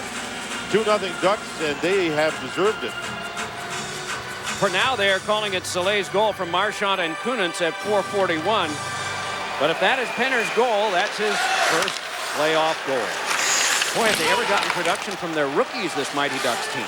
Well, they have 19 points by their rookies in the playoffs up until that goal being scored. And if Penner gets a point, it'll be even more. So 19 points. They were 3rd in the league, the Ducks were, during the regular season, behind Pittsburgh, and I can't remember who the other team was, but they were third in the league with rookie points. Now here in the playoffs, they're number 1 with rookie points, 19 of them. That's just an amazing story in itself, Pierre. Hey, Dustin Penner's a great story. He was 18 years of age. He got cut by his high school hockey team in Winkler, Manitoba, John. He ends up going and playing at a community college in North Dakota. Then he gets seen and he goes to University of Maine. His dad told him, if it doesn't work out now, you got to go get a real job. And obviously it's working out pretty good. Winkler, Manitoba, wasn't that where Eddie Belfour was from there, right? Carmen, Manitoba for Eddie. Oh, okay. Thanks. I needed that help. Pretty close, though. Winkler. Maybe Theo Fleury was from Winkler. Where is that in relation to northern United States? Put that in perspective. It's just above North Dakota. It's just above the state of North Dakota. Kunitz chipped that one across. Forced on back, and Andy McDonald will get there first. The back pass fails for Kunitz, though. Colorado back on the attack.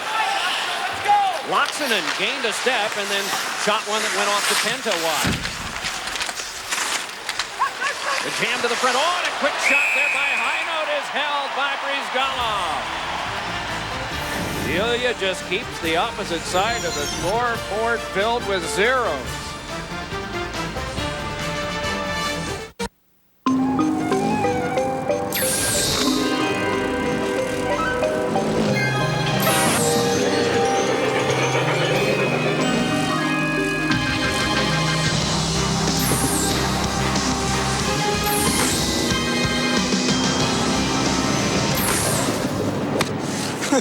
Silly little fairy.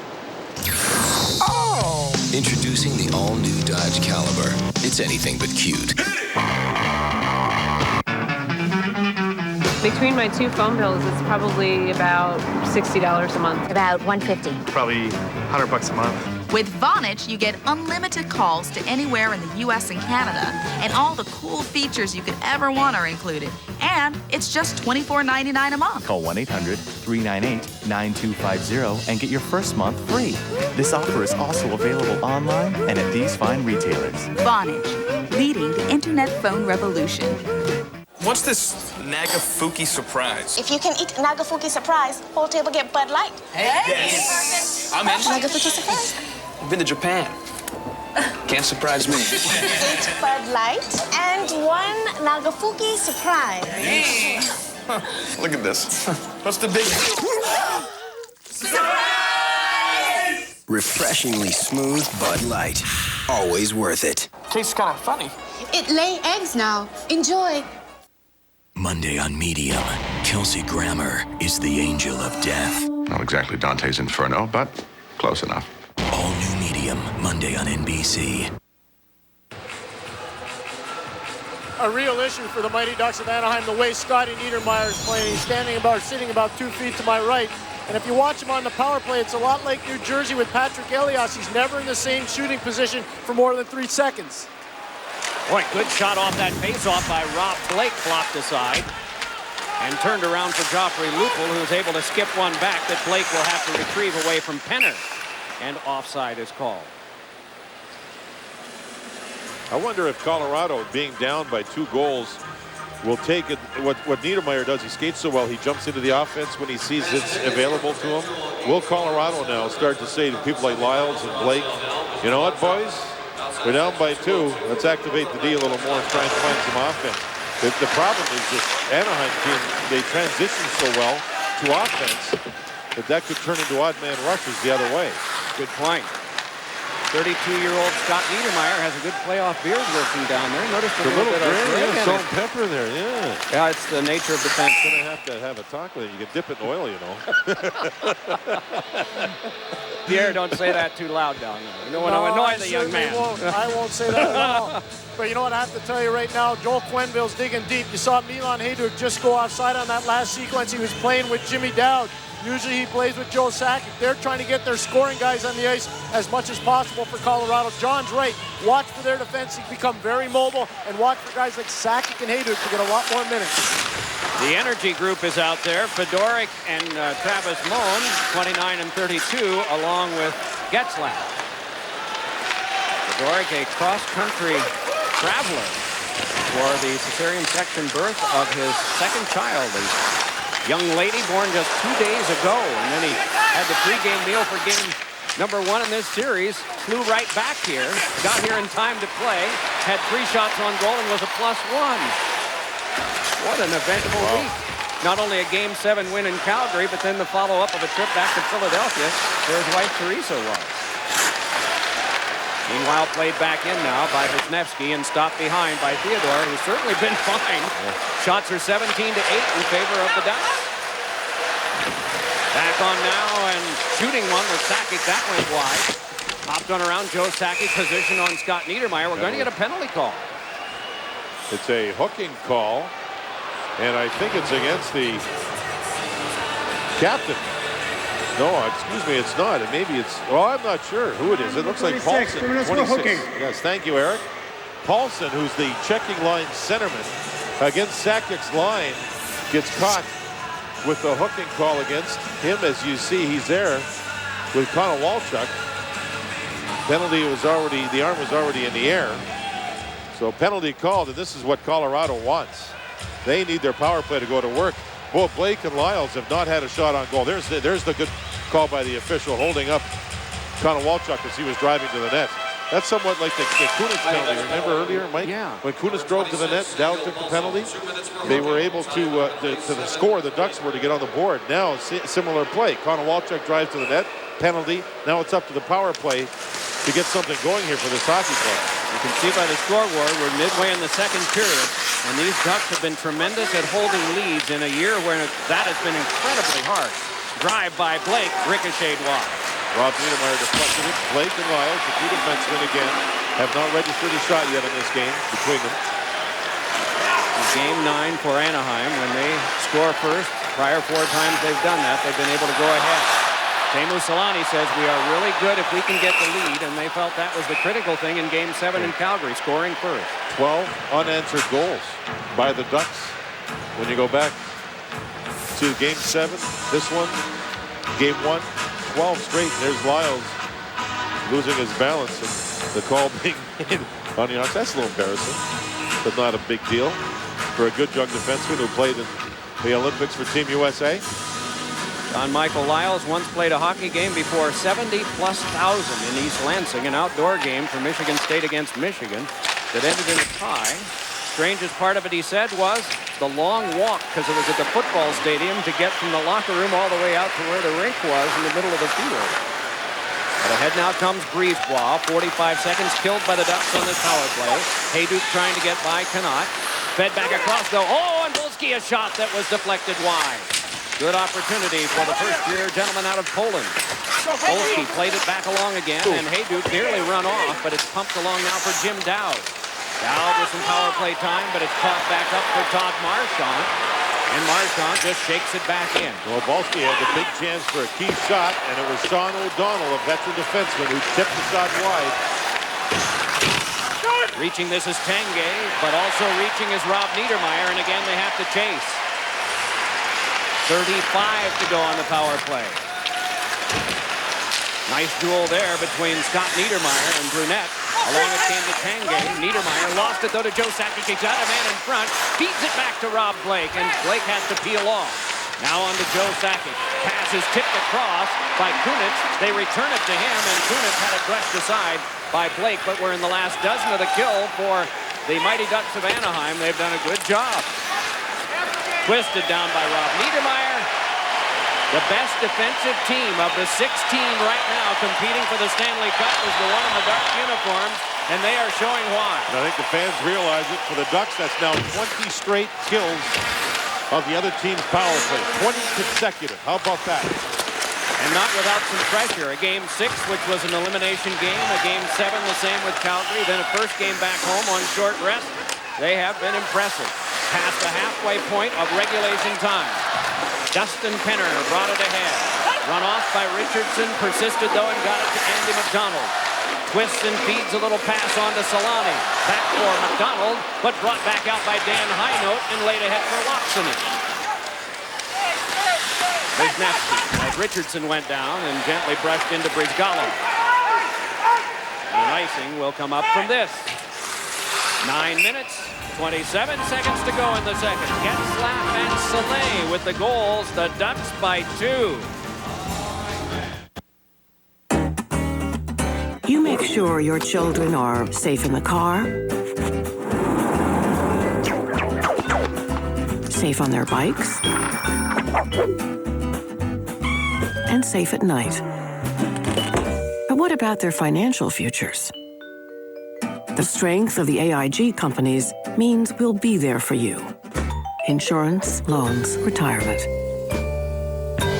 AIG. Hi, what's Sprint's new fair and flexible plan? Unlimited night calling starts at 7 p.m. Whoa, 7 p.m. That's... What's the word? Why don't we spin the wheel of adjectives?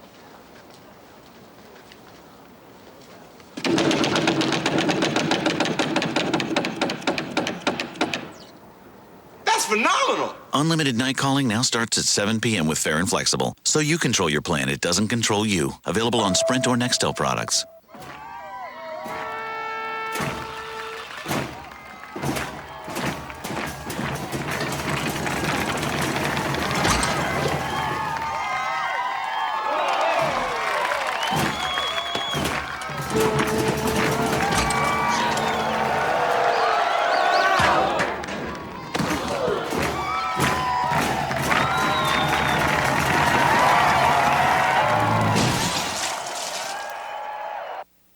Amazing finish at Churchill Downs. There's all Barbaro in a sublime performance. He runs away from them all, and he has saved something left for the Preakness. Barbaro wins by 7. Now, undefeated Barbaro takes his next strides towards capturing the Triple Crown. The Preakness presented by Vonage, Saturday, May 20th, NBC. Dodge Intermission Report, Bill, Ray, and Ed. Look at this game. Full breakdown of the entire Stanley Cup playoffs. Dodge Intermission Report at the end of this period, which has 9:20 to go in it. Brett McLean turns for the Avs. Polsky has a man in front, Clark, that has to shake away from Andy McDowell, matching stride for stride. Oh, and it came in front, where it chased off and then belted to the boards and glass that time for the Avs was Ian LaPerriere. By Vishnowsky, another. When he hit, it was a pretty hard hit. Perrier was the young man you saw with a cut on the nose in the first period.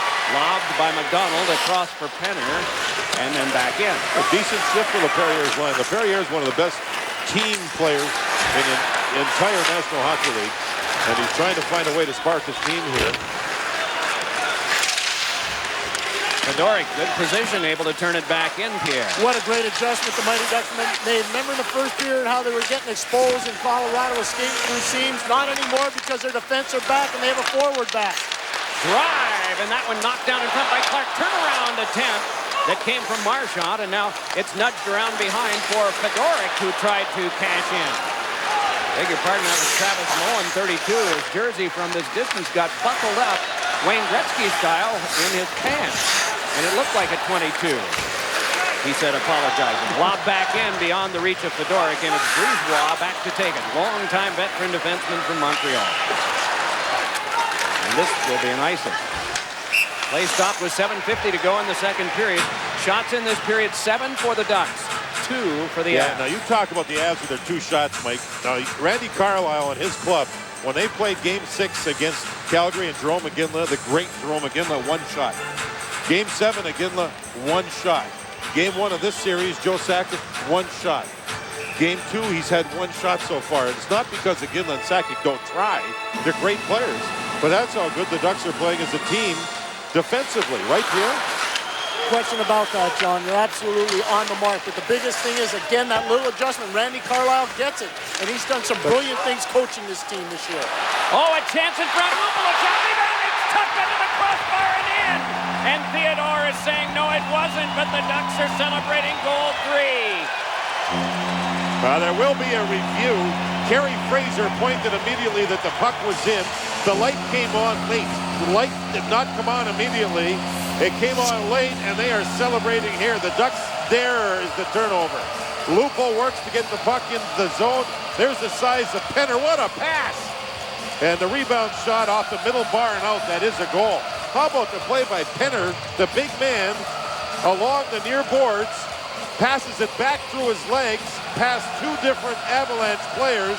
First save, second shot, Lupul out of Medicine Hat, where he played junior hockey And Alberta able to score, and it's 3-zip. What a play by Penner and Lupul along the boards. You know, fellas, talking to Jeff Friesen the other day about Dustin Penner, he was telling me this kid's got magical mittens. He may not be overly quick, but his hands are special, his vision is awesome, and he really gets the game. You got a little taste of Dustin Penner right there. First Stanley Cup playoff point for Penner as a drive is sealed up by Theodore. Penner, the primary assist, secondary assist to Todd Marchand on the goal by Lupul. And now it gets tough for Colorado. It's these types of plays that can knock the spirit out of you a little bit. 7:12 to go in the second period. And a good first save by Theodore on the mini breakaway, but Lupul, who can be around the puck a lot in the offensive zone, was able to get there. Lupul playing a smart game. He took a couple of penalties in that Game 7 in Calgary, which hurt his club, or could have hurt his club. Here he's played smart, doing the job. Oh, a feed in front, ricochet just away from McDonald on the pass by Teemu Selanne. Played back on by Chris Kunitz, and it's Selanne with it. Selanne forehander, and it went behind the shoulder of goalkeeper Jose Theodore, but wide. Heino with a pretty good hit on Wisniewski. Meanwhile, it is Brett Clark. So a tall order for the Colorado Avalanche. And what's interesting too, Mike, is the big line, the Selanne line, they haven't been involved with the scoring here. It's the other players that have come up with some good plays, as Colorado just took another penalty. The Ducks are showing the hockey world that they're a little deeper than just a one-line scoring team. And now they have a power play to go to work with. Number 13, 2 minutes for roughing. Roughing minor call. Joel Quenneville's team starting to use bad judgment. Yeah, it's Brunette. Or is it Heino? Pardon me, it's Heino who took the penalties late. Yeah, you see, that's offensive zone penalties. The first one by Brunette in the first period was an offensive zone penalty. Now Heino does it. And I mean, it's 3-zip for the Ducks, but there's 6:29 to go in the second period. That's unnecessary, to say the least. Scott Niedermayer is out on the power play to work along with Chris Kunitz. Niedermayer flexed that one ahead right on to brother Rob Niedermayer. They try to work it across, but it's cleared back down by Carlos Strastin. Beauchemin will be the other point man for Anaheim. You look at the free agent signings of the young players, and John mentioned that with Penner getting an assist on the third goal, ends up being point number 19 that the rookies have contributed in these playoffs. And several of them are free agents. Some of them were drafted. Scott Niedermayer, of course, was the most important of the free agents that Anaheim got. Brian Burke, the general manager, said, people give me credit for that. He just give me credit for being aware. Everybody wanted him. Niedermayer with a twisting backhander onto the back, and a shot is deflected up into the net. And another rookie's not in the lineup, and Corey Perry, who was injured in Game 7 of the Calgary series, bumped by his own teammate accidentally, and that is Paulson that hit him. Well, let's take a look at a real quick speed of Niedermayer, what he does during his shift. Well, he goes down there, looks around, always looking, head on a swivel, always looking at him, look right side, left side. Now he has the puck, the vision, head up, makes a play, avoids any body contact, and look at that, gets to the net, never finished the play. Typical shift for Scott Niedermayer. Looks up at the puck going into the netting. Just wondering out loud, John, is he still an owner of the Kootenay Ice? Yeah, one of the owners. Yeah, both he and his brother. The Kootenay Ice, another penalty, offensive zone. Do they give Colorado? Do they give it away here for a 5-on-3, or do they? Well, I think we're getting the answer. They're continuing to work. Lupul tossed it behind. A 5-on-3 for 46 seconds. Elbowing. Way back down deep. It's Dowd. And look at that. Quenneville's calling his captain back to the bench. He's calling his captain back to the bench and having words with Joe Sakic. Colorado penalty number 38. 2 minutes for elbowing. It's from behind, driving Beauchemin's head into the boards, and that may have something to do with Game 1. So Beauchemin has kept his cool, and he's drawn 2 penalties, both in his own zone, from Colorado players, Pierre. You know, John, the shots are 21-8 in favor of Anaheim. They've got a 5-on-3 advantage. If they score quickly here, Anaheim, John, you're a former goalie. When do they pull Jose Theodore to get him ready for the rest of this series? No, I think Theodore, with all those injuries he had, didn't play much down the stretch. He may just want to play, but it's a tough call. If I were Theodore, I wouldn't want to be pulled, and I don't think it's been his fault here. No, it hasn't been his fault, but I'm talking about they got to resuscitate this team for the rest of the series. You can look at it that way as a coaching change to try to change the fortunes of their club. All the guns are out there for the Ducks. Beauchemin with it. Took the pass from Niedermeyer, sends it on across. They have Solani at the circle and give to him. Teemu Solani looking. Niedermeyer, a shot, and it's deflected up into the man. And big 38, Kunitz was right in front. Theodore's over talking to Kerry Fraser right now. He's mad. He gave Kunitz a shot to the back of the ankle. And you see Kunitz in front. Watch when the shot comes. Theodore hardly moves because he doesn't see the shot, even though it was deflected. And I tell you, Theodore went right over after and talked to Kerry Fraser, saying he was in my crease, which he wasn't. But that's the goaltender lobbying smartly with a referee. Kunitz is in front again. Beauchemin over to Niedermeyer. Solani, hard angle shot off the cage. Rebound is spiked high and then played by Sakic and back down. And high note out of the penalty box. So a good job by Colorado to avoid the 5-on-3. A minute to go now with a 5-on-4. Giveaway to Brisebois, back on for Loxonen shot that ricocheted back. Drive by Loxonen, paddled away by Brisebois, who's not had much to deal with, but a couple of strong shots there. Away from McDonald. Well, back ahead by Kunitz. Blocked on, but taken by Solani. Teemu Solani moving with it, drops it onto Kunitz and heads to the front of the net. Niedermeyer is there too. And now he's not. Now he's back there inside the box again. A shot went wide. Constantly in motion. Here is Solani once more. Solani as we're down to the last 20 of the 5-on-4 power play. Handed on now to Niedermeyer. Protects backhanded with wide to the short side. Played along by Clark. Settled down by McDonald. Good challenge from Hayduk. It squirts loose but is right into the territory of Beauchemin. Then McDonald, 5 left. The cross for Solani, but just away from him. Solani back. Niedermeyer across. Shot by McDonald is blocked aside by Theodore. Penalty time is up. Drive, and that ricocheted off a glass support. Chip back along, and Niedermeyer was able to slow it down on the charge that came his way from Jim Dowd. Niedermeyer in there, though, and as he went in, McDonald went right in behind. Boy, I'm impressed with Randy Carlyle and his team's coaching. This Duck team right now, they don't make too many mistakes.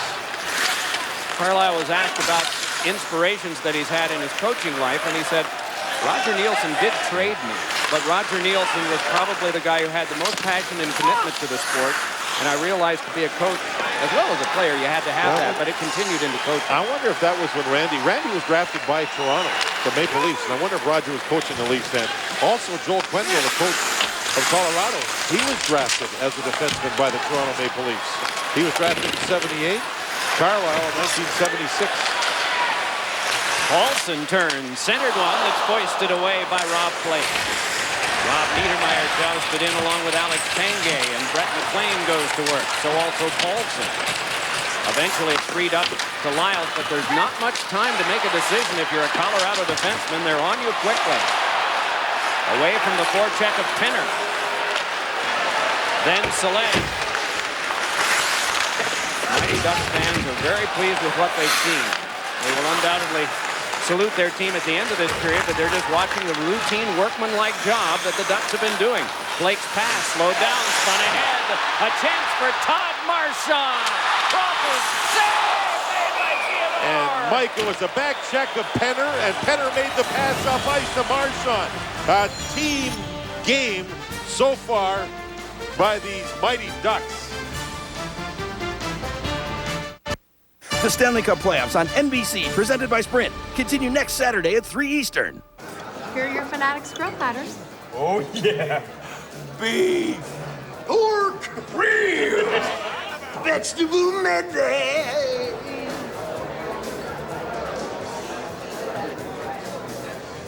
Sausage! That's what I'm talking about. Meat lovers rejoice. It's Friday's new Meat Fanatics grill menu featuring our flat iron steak, now just $8.99 for a limited time. Everyone could use more Fridays. Beef! You feel that? Something's off. You think you can get us off this book? I can't. You stay here, you die! Poseidon, rated PG-13. Hi, I'm Danny with AbsolutePoker.net. I'm here to invite you to play with me at one of the biggest and best poker destinations in the world. I have a seat waiting for you. So go to AbsolutePoker.net and download the free software. AbsolutePoker.net. I know you love me. I know you do. Don't you wish your girlfriend was hot like me? Don't you wish your girlfriend was a freak like me? Don't you? Don't you wish your girlfriend was raw like me? Don't you wish your girlfriend was fun like me? Don't you? Grab your board and ride the most dangerous waves on the planet over 4 stories high in frigid waters with hazardous currents. Catch a wave with Mavericks next Saturday, 2 Eastern, NBC. 3-0, Todd Marchand on the breakaway. Tries to make it 4, and Theodore with a terrific save. Marchand has 2 assists. He was trying to make it a 3-point afternoon, almost did. Todd Marchand with one of the more impressive overtime goals in NHL history. A shot by Joe Sakic was turned aside. Sakic with a new right winger. Volsky, the youngster, is the right winger here. It's been Hayduk at times, it's been Tanguay at times, and now it's the youngster. When Todd was with Edmonton, a breakaway goal similar to the one they had there. I think he went backhand on that one in Dallas, too. But here's Rob Niedermeyer losing, and a shot by Paulson is grabbed in the catching glove of Theodore. Boy, this checking unit's been good. Paulson is the centerman on the checking unit with Friesen and Niedermeyer. They've been flat out good, and that was not a quick shot, but it was a smart save by Theodore. And you're going to see here, watch the Jeff Friesen there. He's back and he's in position. He's facing the play, puts the puck deep, and now the checking line goes to work. I mean, they're back playing. Hey, Pierre, are they playing what you term a left-wing lock, just like Detroit used to? They certainly are, John. In fact, I just talked to Sean O'Donnell on the bench. He says it's so much easier to play defense against being stretched out by Colorado if the winger's back. And that's what they're doing. So, look at Penner, 76. Yeah. He's locking his lane. O'Donnell comes back. They are playing the left wing lock. That's an unbelievable in-game adjustment. And what happens is when Colorado comes out of their zone, the left winger backs up almost to center ice, and he's over by the boards. The left defenseman goes to the middle of the ice. The right defenseman takes away the right boards, just like Detroit did under Scotty Bowman and Barry Smith when they were there. And I think Barry Smith found the system over in Europe, right? Yes, he did. And you see who was back there for the puck? Penner, the left winger. He goes back and gets the puck.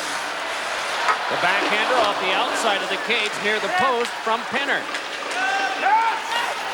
Pierre, did they shift to this sort of a defensive scheme in Game 1 after they had gotten a lead like they have here? No, they did not, Mike, but they did it because Colorado was stretching them out. So they made the in-game adjustment, and give the coaching staff a lot of credit. The players here are buying in big.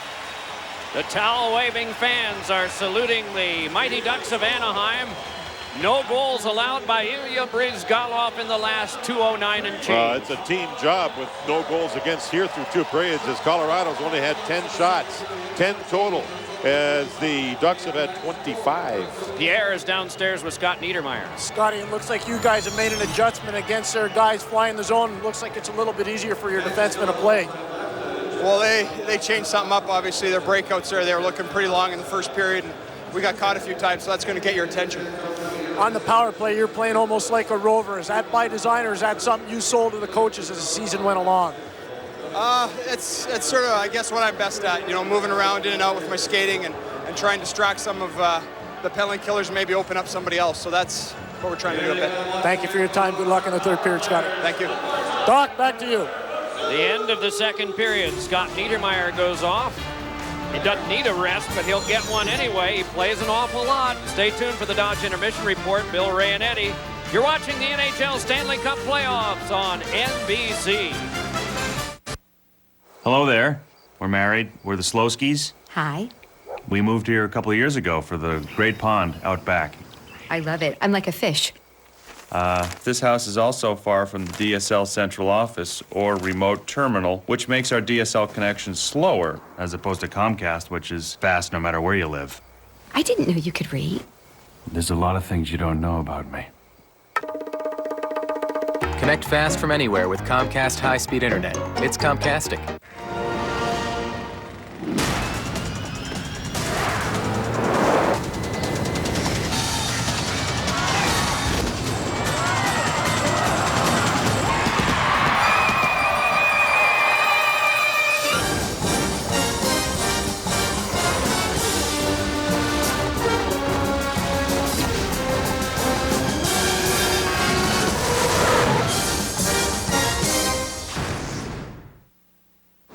Excuse me, what's Sprint's new fair and flexible plan? Unlimited night calling starts at 7 p.m. 7 p.m.? You guys should really be making a big deal about this. Leonard? 7 p.m.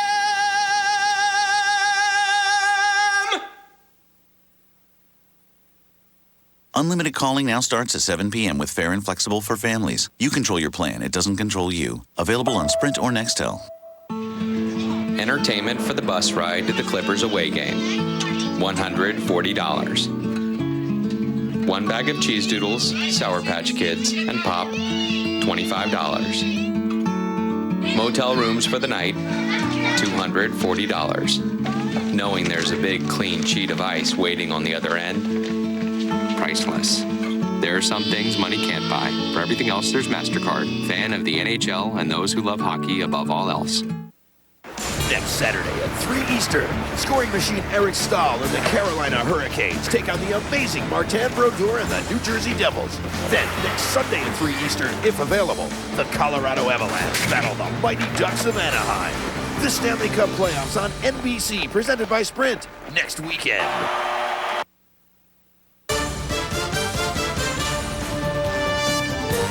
Welcome to the Dodge Intermission Report. Here's your host, Bill Clement.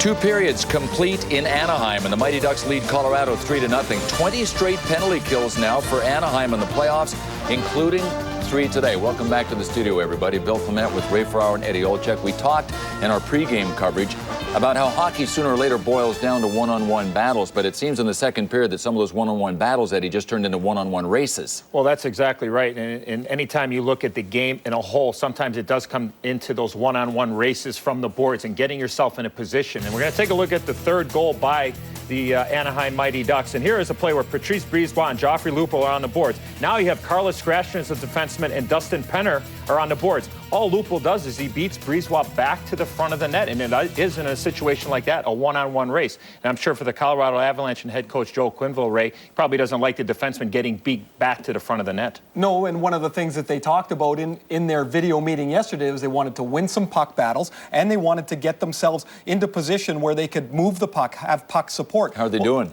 Oh, pretty terribly. They got 10 shots on goal through 2 periods, so they're not getting that done. Simply through the first 5 periods of this series, Anaheim is too good for Colorado. All right. Ilya Bryzgalov continues to be a story in goal for the Mighty Ducks of Anaheim. I mean, he has now played 10 consecutive periods without allowing a goal. When we come back, we're going to talk about a series that got underway in the high-speed lanes Friday night.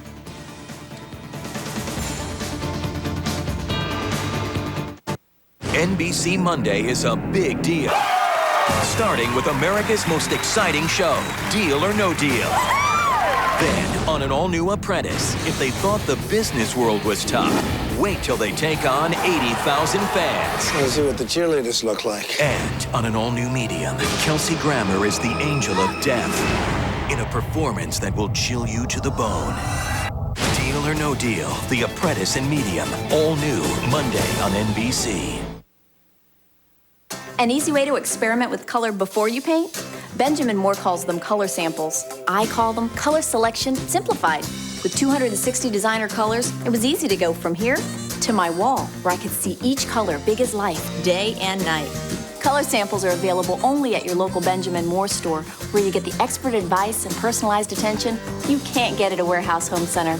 Thanks to Benjamin Moore, I found the perfect color. Color samples, only at your local Benjamin Moore store. Looking for the perfect Mother's Day gift?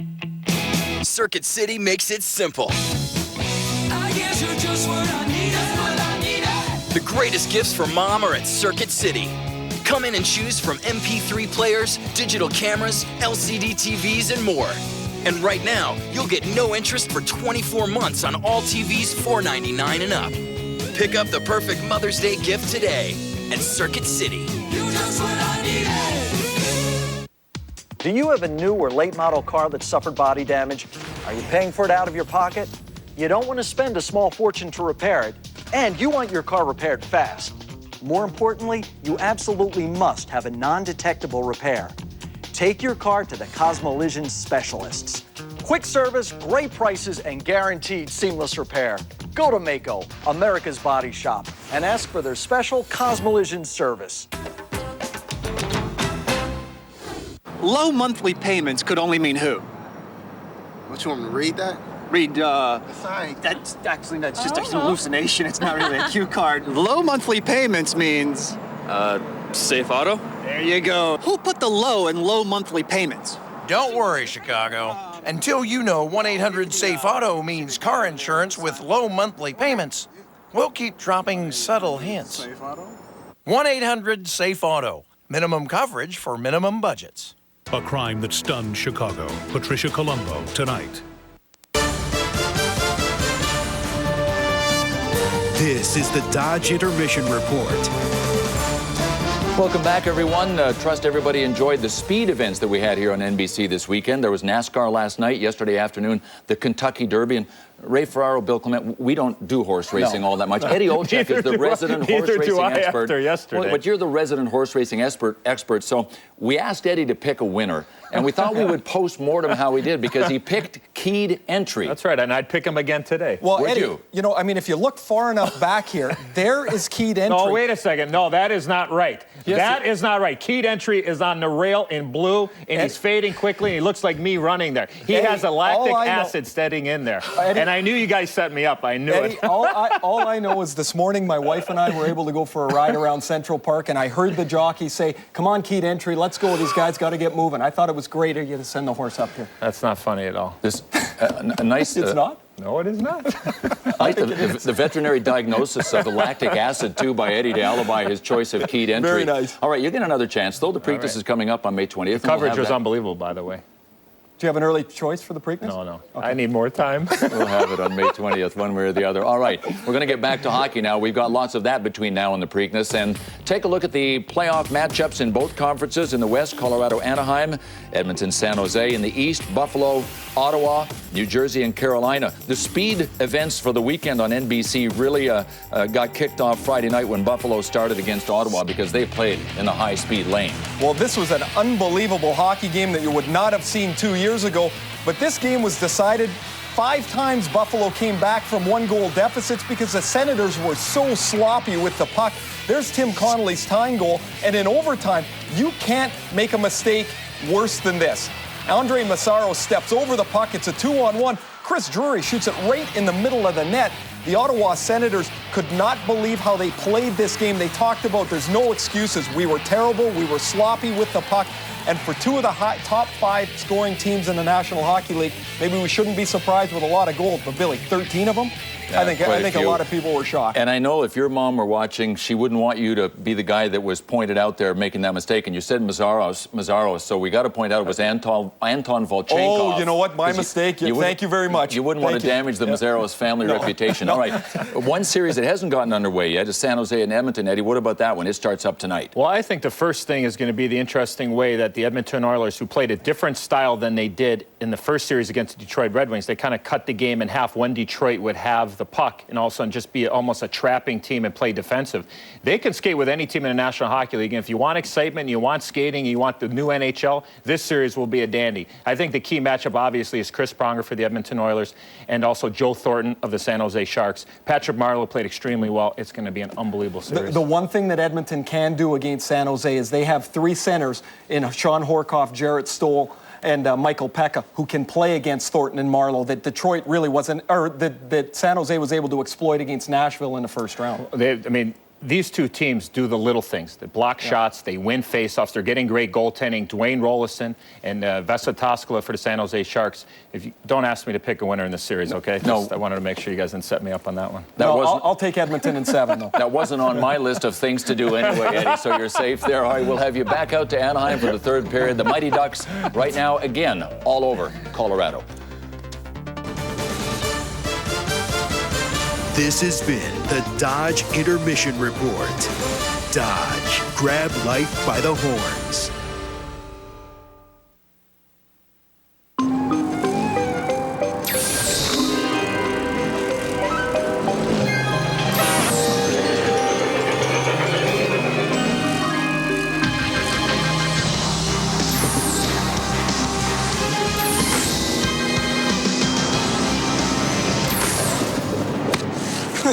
Silly little fairy.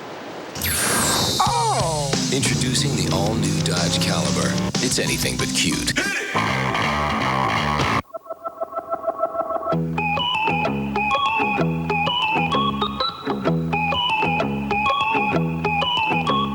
Calories provide energy, but how much energy do you need? Powerade Option, the low-calorie sports drink. Let's see, we got Vonage a couple of months ago. It was easy to install. I mean, I'm not really technical, at all, and I did it myself. Look, so I just used our old phone, and it costs less, too. It's just $24.99 a month, and that includes voicemail, call waiting, caller ID, and a lot more at no extra charge. So we just love it. We're not out to change the world, just the way you talk to it. Sign up now and get your first month free. Call 1-800-398-9250. High-speed internet connection required. They say your footprint is as unique as your fingerprint. Just like me, unique. That's why Dr. Scholl's created Memory Fit insoles with memory foam to form to the shape of your foot. It forms right around your feet. For customized comfort, see the doctor, Dr. Scholl's. This cup is meant for me. It has always been my destiny. Therefore, you have no claim to it. We have worked all our lives for this moment. And you will not deny me what is rightfully mine.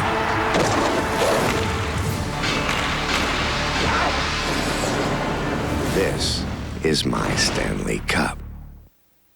Tonight on the Crossing Jordan finale. Oh my God.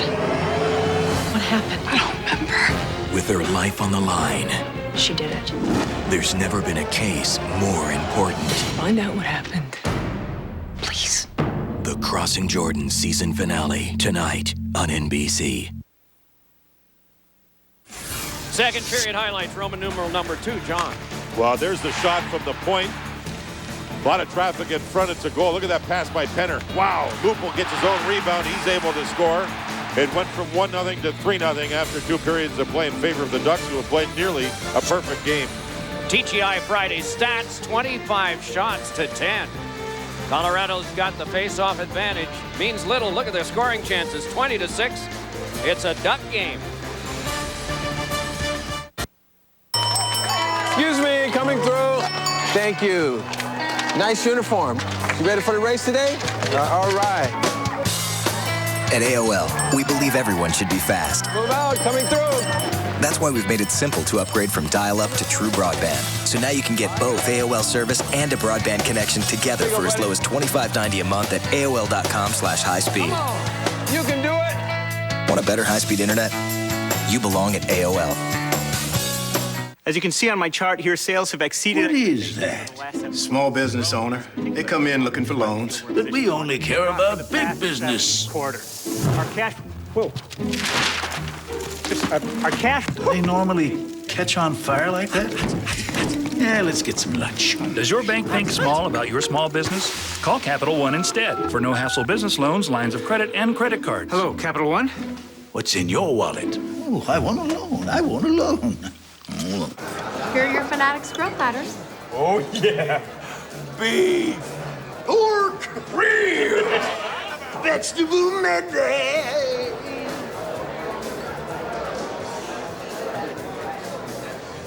Sausage! That's what I'm talking about. Meat lovers rejoice. It's Friday's new Meat Fanatics grill menu featuring our flat iron steak, now just $8.99 for a limited time. Everyone could use more Fridays. Beef! Hi.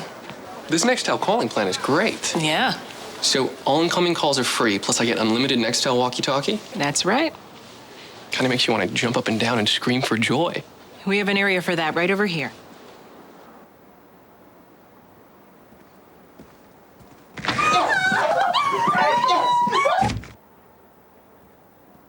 Free incoming calls from anyone, anywhere, plus unlimited walkie-talkie, just $39.99. Available on Sprint or Nextel products.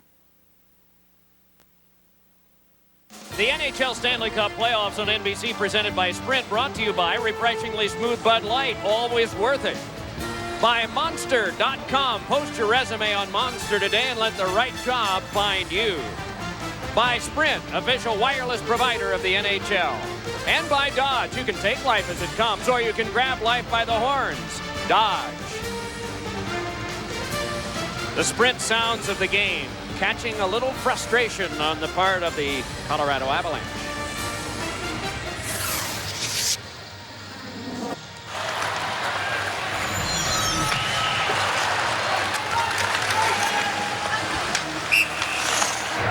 Right there! The pass is right on his stick. Now the linesman didn't want to hear anything, and that was Mark Wheeler. As Brisebois, he attempted the long pass. It didn't work, so he was called on the icing. And he was trying to say that there was a stick right there. A little frustration in trying to make the passing work coming out of the zone. It didn't work, and the linesman didn't want to listen to him, right, Mark? Indeed. And there are two adjustments in the game that you guys have been pointing out. One was the long passing that was going on earlier, how Colorado was trying to spread out the defense, and also the way that the Mighty Ducks of Anaheim have closed all of that down now with an adjustment of their own. When they put the two defensemen between the dots and the other forward, one of the forwards is back, you have a three-man line. So you can't make that long pass up the middle that the Avs did during the first 10 minutes of the game. Brett McLean on back for the shot by Blake that ricocheted off Wisniewski. Played back along for Travis Moen to go right through the legs, and a pass on now for the dump back in by Getzlaf. And Moen and Getzlaf and Fedoruk, they hadn't played a lot through two periods, but when you're leading 3-0, you can try to use all four lines. In other words, rest your players.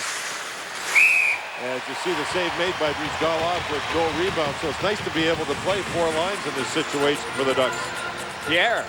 Well, you know, Scotty Niedermayer's so special for the Mighty Ducks of Anaheim this entire season. He comes from a winning culture, and he gets what it takes to win in the playoffs. Starts with him breaking out of the puck out of his own zone. Nice little quick pass out of his own zone. But the big thing about Niedermayer is how reliable he is in all three zones, man. Right on goal, a paddle down and a cover by Brizgalov on one that gave him more trouble after he'd made the initial stop. You know, you see the New Jersey Devils get to the second round of the playoffs, and they're just starting their series down 1 to Carolina, a very good hockey club.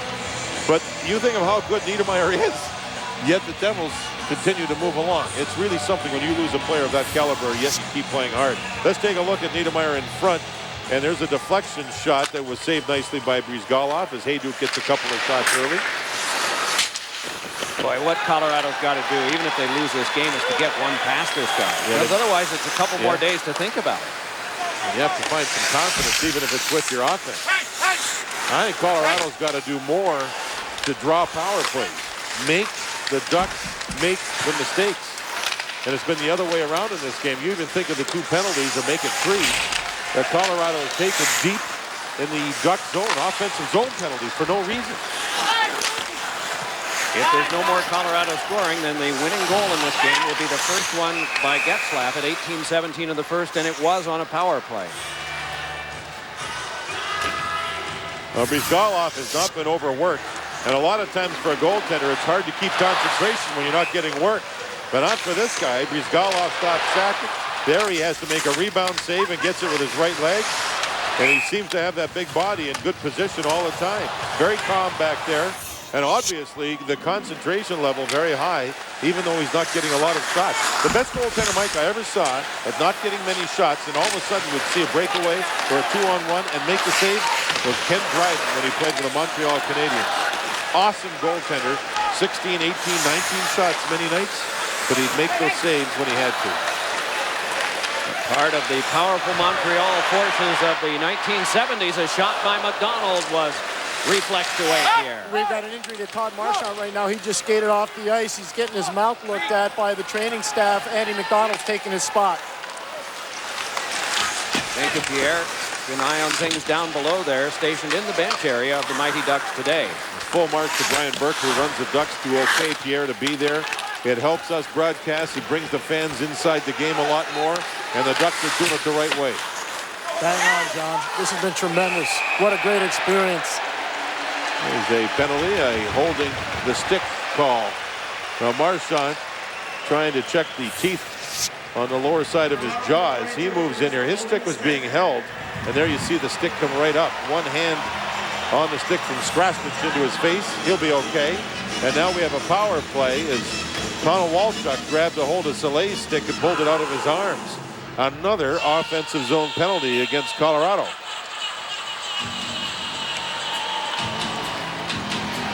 You see Marchand getting tended to at the bench. Those who are watching closely may have noticed that there was a tooth chip that came from that. As it is played ahead for Teemu Selanne, who knows something about losing teeth in the course of a hockey game. To him, it happened on the international stage. Here is Niedermayer in a game against the United States. He was representing his nation of Finland. Lobbed on back, and Selanne moves in, boomed out of the play by Carlos Strastic, and it's sent back where Beauchemin can retrieve. It was good work, especially by Laxinen and then by Strastic on the penalty kill by the Avalanche. 45 seconds killed as McDonald gains. The pass ricocheted off Jim Dowd, came back to McDonald, then around in front. Niedermayer side of the shot was blocked aside by Theodore. Controlled by McDonald. To the back, Beauchemin gives over to Niedermayer and gets it back. Shovels on to McDonald. Shot and stop made by Theodore. Boy, neat pass. Oh, beautiful three-way passing play there. That play at the goal net to the glove side of Theodore. He absolutely robbed Selanne. Selanne crosses and pushed one that is blocked down and carried right back out again. Antti Laxinen trying to work his way in. Minnesota Wild player sent one around behind, hacked at by Heinold, and eventually settled down by the Ducks. Well, you talk about the precision passing. It's about recognition, too. And when Hayduk and Jimmy out overplay on Niedermayer and Beauchemin, they recognize that's why they're able to create that one-time opportunity. Recognition is a big part of the power play, and both defensemen for Anaheim get it. Well, let's go back to Torino in a game against the United States. Perhaps a painful memory for Teemu Selanne. The follow through by Darian Hatcher. That was a smile. That's a smile.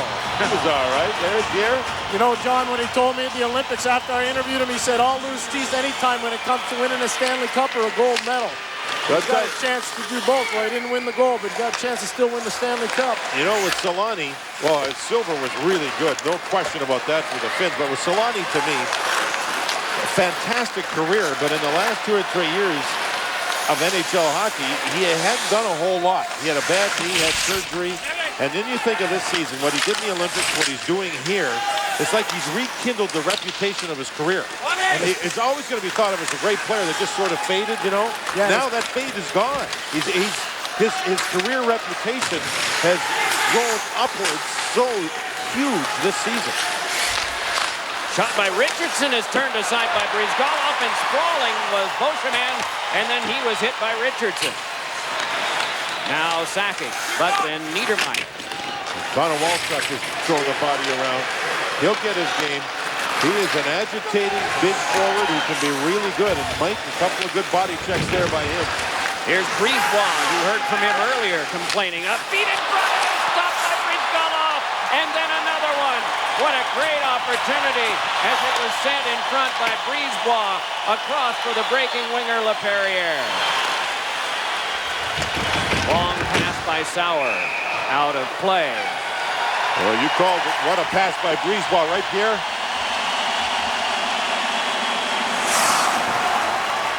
Knows he's sitting right in front of me. You've got to lock your lane, and if you don't lock your lane, guys are going to get to the net. And there's the exposure, and that's what can happen when your left winger doesn't stay with his assignment going all the way to the net. And here's another shot coming through, and teamwork, sliding defender across to block the play. I like the way that Colorado here is down by 3, but have a full understanding of a series, and they have played hard here early in this third period. Whoa. Offside. 13:54 to go in the third, and Colorado still with a 0. That was an amazing win. How do you feel? I feel great. I feel awesome. A lot of people wrote you guys off early this year. Did you have any doubts? No doubts. What's it like to be part of sports history? I have no idea. Can't find the words? No, I'm not on the team. I'm just here for the Bud Light. I can get you one. It's a cooler right over here. Are you sure? Woo! Refreshingly smooth Bud Light. Always worth it. The way they work today. What is this stuff? spooky. As a joke, seriously.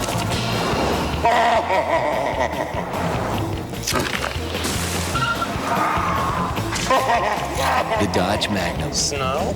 In the bayou? Available with electronic stability program. You see? Performance and versatility for the unexpected.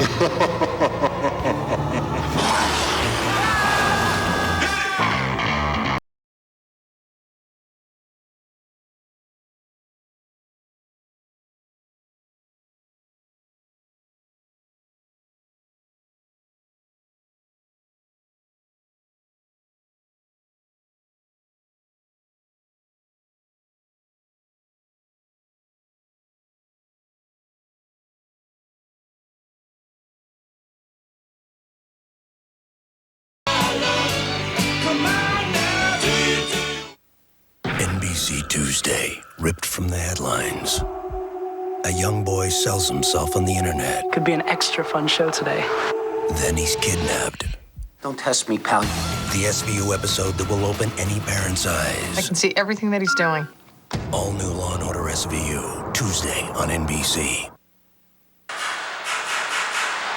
Jean-Sébastien Giguère, what a playoff in 03. He fashioned 217 minutes and 54 seconds of shutout hockey. All of that consecutive, the fifth longest streak in Stanley Cup playoff history. Ilya Bryzgalov is only about 2 minutes away from that now.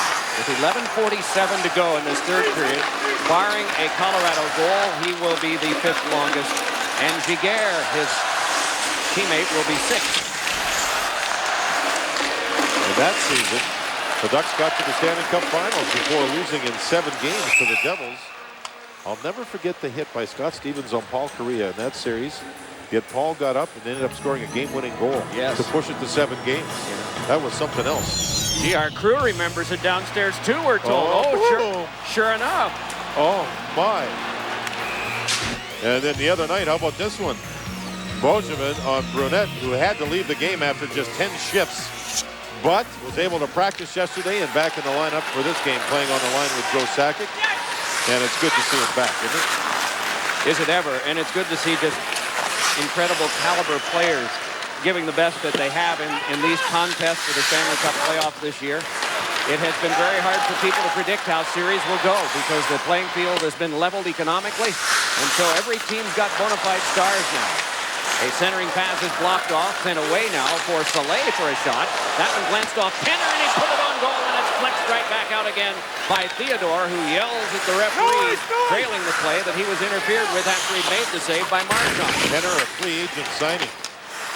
He's got a chance to be a star. Scored 38 goals in the American League, which is a terrific league. He's got a chance. I mean, you watch the hands this man has. And he's big size. It's almost like a young Todd Bertuzzi with the size and the hands. One-time player in Orono, Maine, at the University of Maine and the Black Bears, Pierre. Well, you know, if they could ever get Penner a little quicker, it'd be huge. McLean is shot and fought off by Bryzgalov. You're going to have a penalty, the Mighty Ducks. Yeah, Too many men on the ice. They got caught on a line change. Too many men. Pierre, they got caught on a line change, and the puck went to the near side for the partial break, and Bryzgalov made a good save. He made a real good save. Kerry Fraser's going to make the call. Okay, 1, 2, 3, 4. Look at them all come off the bench. There's 2 deep and 4 in the middle. So you can see 6 skaters right there with dark jerseys plus the goaltender. So it's a good call. It's the first thing that's gone wrong for the Ducks in this game. Our crew is going to do some hustling to get near the airport so that we can watch this one. We hope you will too. 8 p.m. Eastern Time. Edmonton, San Jose on OLN. Next weekend, Carolina at New Jersey, Game 4. Colorado at Anaheim if necessary. Sunday afternoon, 3 Eastern, game number 5 of this series. We were talking about the Olympics earlier and Olympic gold. There are 5 active players in the NHL who have won a Stanley Cup, Olympic gold, and World Championship gold, and 3 of them are in this game. Joe Sakic and Rob Blake with Canada, Scott Niedermayer with Canada, Peter Forsberg of the Flyers with Sweden, and Brendan Shanahan, who has hustled over to join Canada for the World Championships in Riga, Latvia. He is the other who has won all 3. There are some players who have retired now who are among that group, but these are the 5 active and 3 of them in this game offside. You see the last offside for Colorado. That's because Beauchemin comes up and challenges on Blake. And the reason why he can come up and challenge, Paulson and Niedermeyer both lock the lane. And that frees up the defenseman to come up, and it's called gap control. And he does a great job closing the gap, and that leads to the offside. That's just great fundamental hockey by the Mighty Ducks of Anaheim. Scott Niedermeyer for the shorthanded Ducks. And then Blake flipped one in front that is chopped high and right back around by Niedermeyer. Blake tried to keep it. It scooped back to center, and so the Avs have to recoil, and John Michael Lyles circling and then playing it across for Andrew Brunette. Niedermeyer able to run him off. Brother Rob Niedermeyer wanted to play it further into Lyles, though, so it's where there's more open ice for Beauchemin to drive it back down. 8.5 gone, third period. Nearing the halfway point of the power play for Colorado. 29 shots to 16. So in this third period, the Avs have been able to uncork only 4 in nearly the first half of the period. 4 also for the Ducks. Pierre, what are you seeing down there? They're just putting on a clinic right now. They're forcing shoot-ins, and then look at the retrieval. Soleil's there to match up, and look at the extra bodies and dark sweaters. It's just a phenomenal job by Anaheim.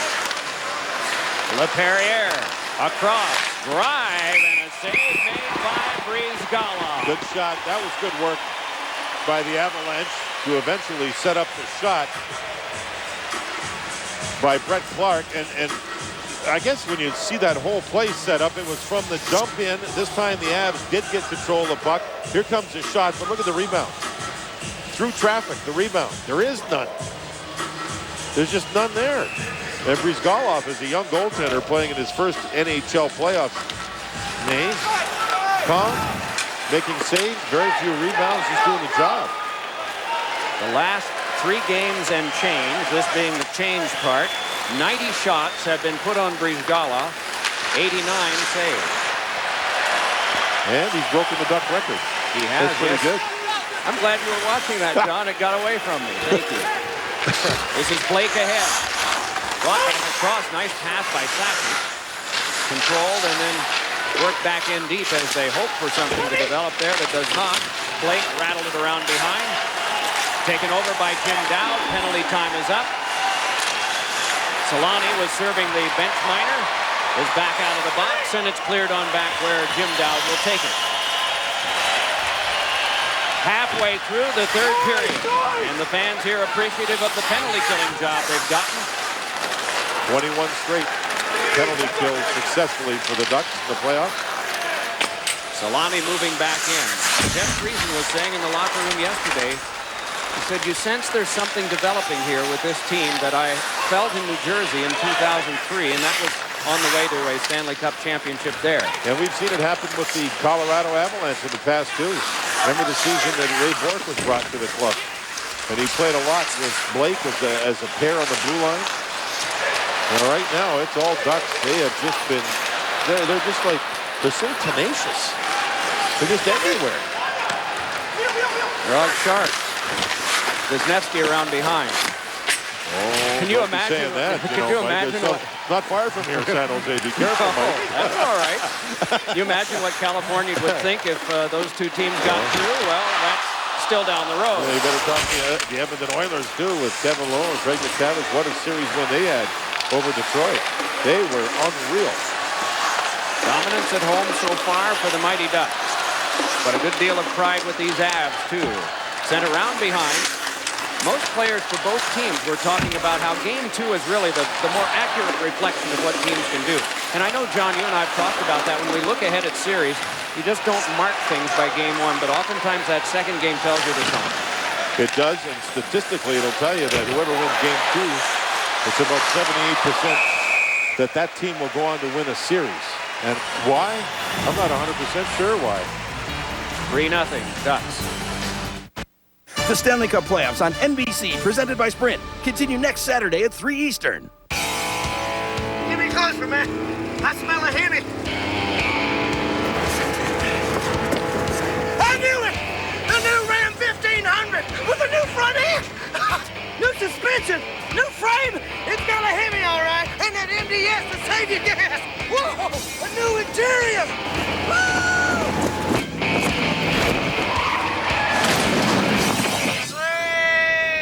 That can't be good. Champagne, gentlemen. Don't worry, I got us covered. What is that? It's Coors Light cooler box. 18 plastic bottles and a ready-made cooler. All we need is ice. Genius. The Go Anywhere Coors Light cooler box. Just add ice and enjoy. To the bride. Coors Light. Taste the cold.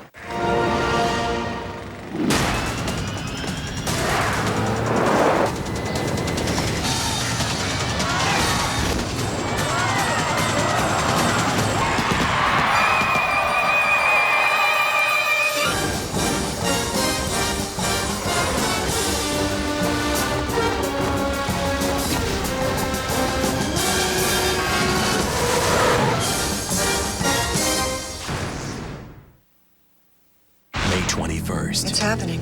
Our nation will be torn apart. Oh my God. All new 10.5 Apocalypse, May 21st on NBC. In the wink of an eye, he moved to 5th. And then he passed Jerry McNeil and is now 4th. He is Ilya Bryzgalov, 25 years of age. 1930, George Hainsworth. So you're looking at a modern era record that's just been set. We will have our researchers check to see when the rule was changed, permitting goaltenders to actually drop and freeze the puck, because it was not always that goaltenders could do that, and there wasn't nearly the traffic. But we're going to get a penalty call coming up here, and this one will be against the Ducks. And it is going to be Chris Kunitz who will come to the box. He was working, I think it was Brisebois, the defenseman, and he used his stick to get around him. And so he'll go to the penalty box. It's a holding call. There's Brisebois with the puck. He makes a little move. And he goes to the penalty box. The left arm was off the stick. And he reached around the hip. Right in there. And that knocked Brisebois off balance. It almost set up a scoring chance. The referee had no choice but to make the call. That's penalty number 38, Chris Kunitz. 2 minutes for holding. Time for penalty. So another chance for the Colorado Avalanche to try and get something going here on Bryzgalov. Swept along by Niedermeyer and lifted back down. With the stanchions, big, thick stanchions between the panes of plexiglass here. As a goaltender, you can't leave the net. That last one carried all the way back to the net off the sideboard, off the side stanchion. You know, John, the other night, Nick McGrew, the official, was going back into the one zone, and the puck was shot in off the stanchion and almost took his head off. It hit him right in the shoulder. That's how bad it is here. I love the loose glass, but as a goaltender, when the puck is being shot in, you can't go chase it down because you don't know if the puck's going to carry him back in front of your own net. And that's what happened to McGrew. He didn't know where that puck was coming, and, you know, as I said, it almost decapitated him. Lyles hands it over, given by Hayduk for Brunette, and a feed in front, and Sakic may have gotten a piece of that, but Bryzgalov gets all of it. There's no question when it's going right, it's going right. And Sakic reached in as a goal scorer does, and he almost deflected it past him. Sakic is in the high slot, right in there with Niedermeyer. Now he's going to have the puck go back towards the front of the net. He reaches in, gets a shot, and you can see half the net was wide open, but he put it right into Bryzgalov, who had gone to his left. Now he's got to get to his right, and Sakic was stopped again. Halfway through the penalty kill for the Mighty Ducks of Anaheim. What did you have that number at? Consecutive kills? 21. This will be 22 if they can kill the next 45 seconds off. 1917 was the year in which goaltenders were permitted to drop to the ice to make saves and stop the puck. There were a couple of other rule innovations that occurred in the late 20s, but so that mark that we saw was under the current rules in terms of how goaltenders can play it. Although it was a long time ago. Bryzgalov now number 4 all-time for consecutive shutout time in the playoffs. To the back it comes now for Brett Clark. Clark side of the net, twisting pass. Oh! Save by Bryzgalov. Oh. My goodness. This is unbelievable. Tanguay looked up in the air and just, he couldn't believe it didn't go in. How does the goaltender even read this? Left side, Tanguay. Open net, catching glove save. Oh, brilliant. You know, he looked the puck right into his glove. He looked the puck right into the glove. This was a fluky save. Oh, baby. Tanguay got it up. It was headed in, and his reaction after the save said it all. Brizgalov saw the puck, looked the puck right into the catching glove. Sensational save. One to the back. Blake a drive off the pipe. Rebound scrambled for and forced on back to John Michael Lyle. Drive, save, covered, Brizgalov. And some nasty. You gotta love it. Connor Walchuk was there. They moved him out. He didn't like it. A goal post. Finally, it looked like a puck had got in behind and beat Brizgalov, but it didn't go in as the Avs continue to work here with just 5 seconds to go on the power play. We will have penalty minutes coming up to Connor Walchuk, and I think that is Anaheim number 5, Wisniewski. Colorado number 22. 2 minutes each for roughing. As we saw a scrum after the whistle. Oh, baby. A goal post, another save. But how about the Tanguay reaction to the save by Brizgalov with the catching glove? Look at him look up. You think he's climbing into the heads, maybe? Makes you wonder, doesn't it? He has a great shot. He got it on goal, but Brizgalov, he just read it, flat out robbed him.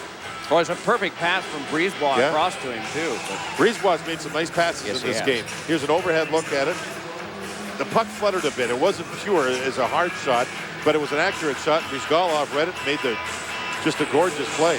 Now, the thing that impressed you about that save was that he looked the puck into the glove. Yeah. What do you mean? But, you know, you can wave at it, but if you're not looking at the puck, your chances of making the save diminish. It's like when you play baseball, even as a kid, you catch a baseball, you've got to watch the puck or the ball go right into your glove.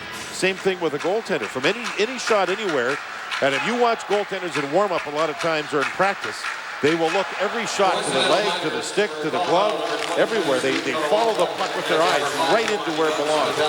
And he did exactly that. That meant to me that he saw the shot, he saw the play, and he made the save. It wasn't a fluky save. Penalty time is up, except for the 4 against 4 that rather the coincidental minors that have been called out of that scrum. But no power play time is on now. 5 players aside is reaching in is Scott Niedermayer. Niedermayer nudged it on. Oh, what a hit applied to Jeff Friesen. I saw the whole play develop. Rob Blake saw that Friesen was going to get the puck. He started skating before Friesen even got close to the puck. And then it was good morning and good night. And that's Blake saying, you know what? We're in a series. Yeah, we're down in game 2, but this is a series. Wow. Whoa, baby.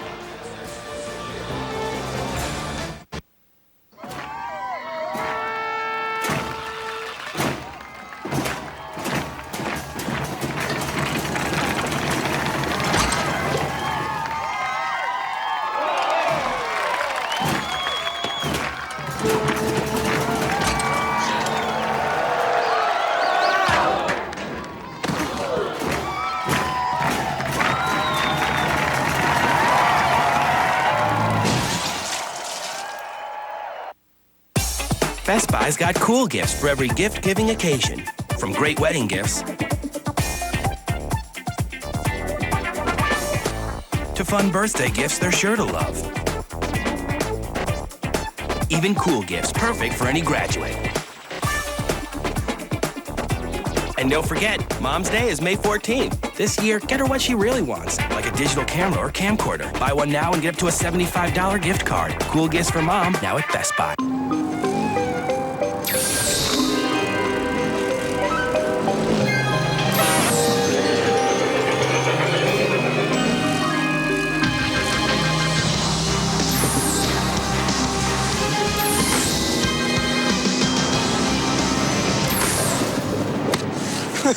Silly little fairy. Oh! Introducing the all-new Dodge Caliber. It's anything but cute. NBC tonight, an all-new unprecedented Law & Order Criminal Intent. Whoopi Goldberg in a rare television appearance. I only ever wanted to be loved. A mother. The mother of all mothers. Who turns her sons to crime. Do I make you uncomfortable, Detective? All new Law & Order Criminal Intent tonight on NBC. There's the puck. There's the puck. And there is Jeff Friesen going to get it. Watch him turn around. Oh, Rob Blake exploded very much like Brunette getting hit by Bozeman in game 1. That was a good hockey play. Is it a coincidence out of that hit that the big boys are out for Anaheim right now? Absolutely. You have to protect your players. It's a series. Tanguay there. Pass came to Todd Fedora. Alias the Fridge skipped one on back, and Brisebois spun it. Well, the setup is brought back in by Tanguay. Tanguay let one just too far. Ian LaPerriere nubbed it onto him. Tanguay back to the point, but it was outside and brought in by Lyles. Hey, the passion level is very high, obviously, and if Anaheim holds on here for 4 minutes and 46 seconds, they'll have a 2-0 lead going into Colorado. So what Colorado's trying to do, and John, you alluded to it earlier, Rob Blake trying to send a message to the rest of his teammates. Now, the bench here in Anaheim thought that was a charge, but you guys are seeing that from upstairs, and that was a good, hard hockey hit, wasn't it? Yeah, it was a good, hard, clean hit. He exploded into Friesen, who had to play the puck. But what I liked, Pierre, was Moen and Fedora got on the ice for the next shift. They are protecting a 3-0 lead. They did not take a penalty. They did not go out of the way to lose their discipline.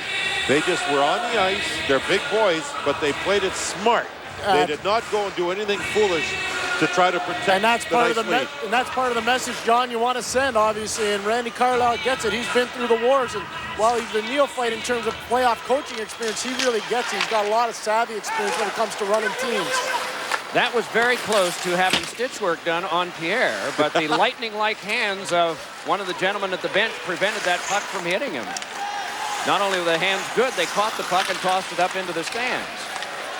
Pierre kept talking throughout. We're not surprised at that, but he did a good job.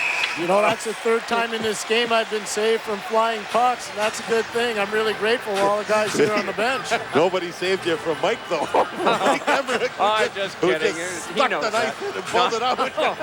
But you didn't even feel it. I mean, you didn't stop, Pierre. That was good. You know what? You got a job to do, but this is tremendous down here, and I can't say enough good things about Brian Burke and about what the Mighty Ducks have allowed. And Kerry Fraser's right in front of me right now. They're trying to reel this thing in. The passion level obviously very high.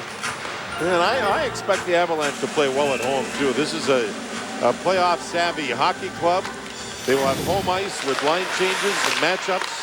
And I think they played hard here as the game winds down. There was a shot by Blake.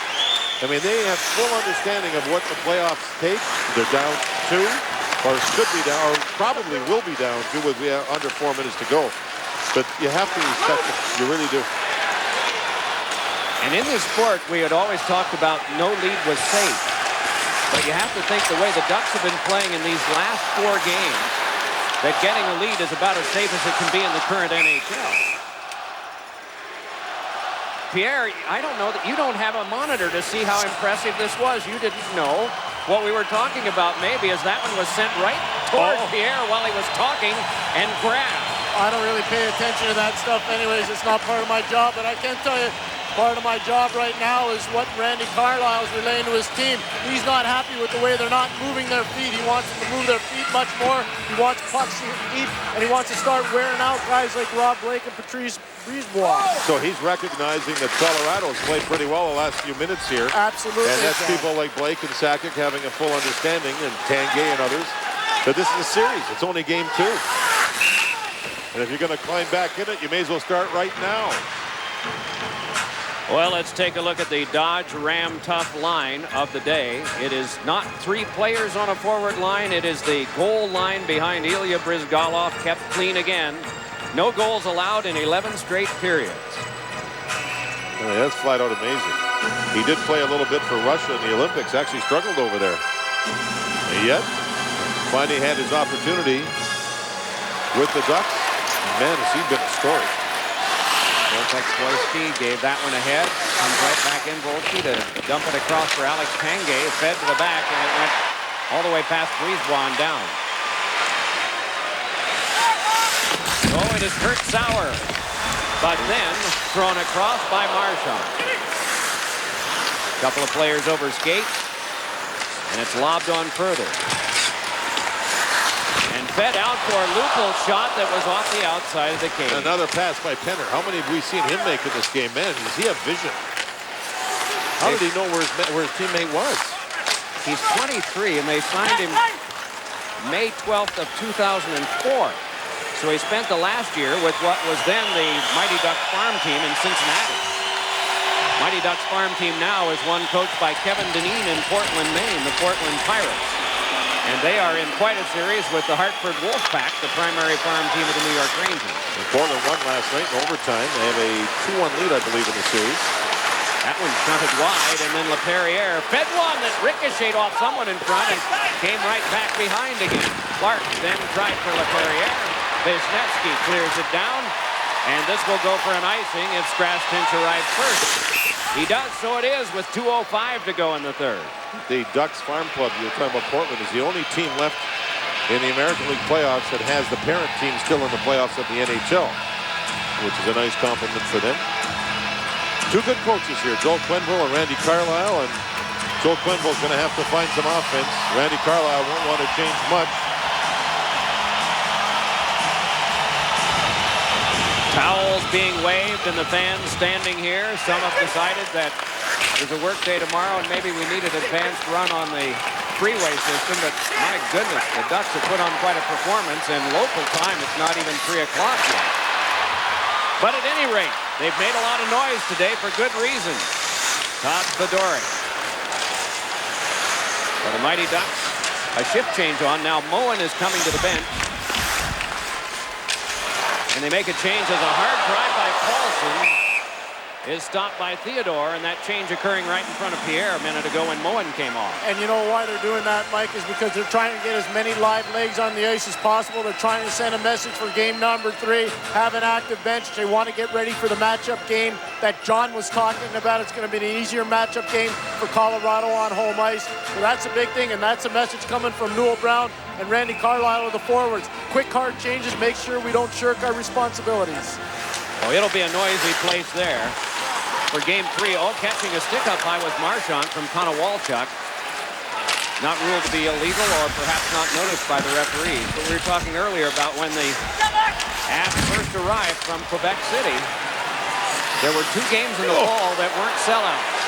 Drive into the catching glove of Theodore. But ever since that time, every game in Denver is sold out. I was going to bring that up. You think game 3 will be sold out? Oh, yes, it always is. 18:07. What happened here is Marchand threw a body check behind the net, went around to the corner, and LaPerriere went right after him twice.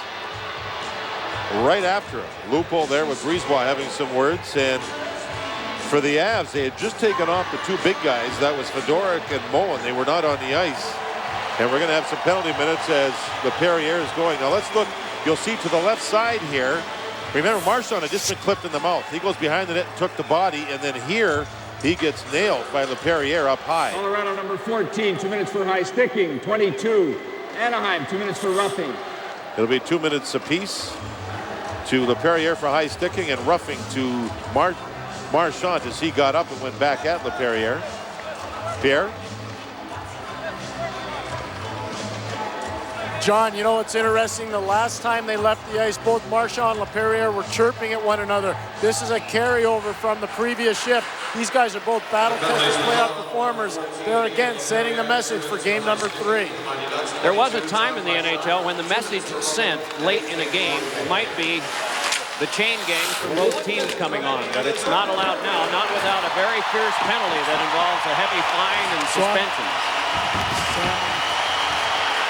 Sam, Brisebois touches up on an icing with 47.0 to go in the third, and the fans stand to wave some more towels. A send-off by the fans here in recognition for 2 very well-played games by the Ducks. 47 seconds away from a 3-0 victory. And I'm sure Brizgalov will get the start with game number 3. I think that's rather obvious. Let's watch and see what happens here. It's still 4-on-4. Tanguay's on the ice. Dowd has been the best face-off man in this game. He's going to take the draw. He's been the best face-off man for Colorado by far in this game. Well, he gets it off the youngster, beat him. Penalty upcoming as Dowd got picked off. So this will be a 4-on-3 power play, which is 41.4 seconds to go. But it's an opportunity for a power play goal. And right away, Sakic comes off the bench. And Joel Quenneville recognizes the chance to get one. Finally, a chance to get one. In behind the net, there's on the far side, there's the interference play. And an opportunity as DePenta's in the penalty box. An opportunity here. Marchman's a great penalty killer. Marchand, pardon me, is a great penalty killer. So he's off. Here we go. And the goaltender's on the bench, Mike. 6 attackers to go at this thing now for, or rather make that 5 because of the earlier penalties that still have to be served.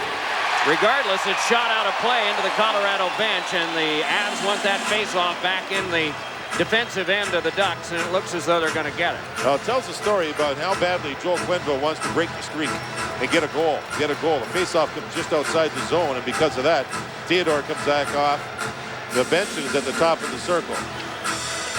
If the draw is 1, I suspect he'll head right back to the bench. Wrong on that position. It is outside, as you can tell. So it's 4 against 3 here. Soon to be 5. But at the hash marks now, forced back is Tanguay. And so Theodore has to stay. 25 to go in the game. Sakic with a pass across. It's deflected away. At the bench is Theodore. The net empty at the other end. Ruslan Saleh is back to take it. Shoots it back. It's sent back down the ice and wide. Paulson, the last to touch from the Mighty Ducks. It is played back along for Tanguay's last try, denied by O'Donnell. The Ducks have taken the first 2.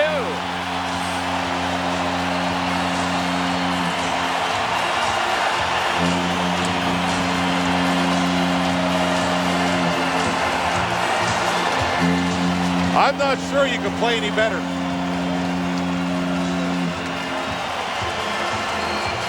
.35-22 were the shots on goal. And this is a team that doesn't have a weakness right now. Sakic tries to make a pass. Watch the calm stick of the defenseman, O'Donnell. Flips the puck away from Brunette. There's the stick. Don't deflect it into your own net. Make sure you put it in the corner, and O'Donnell did it.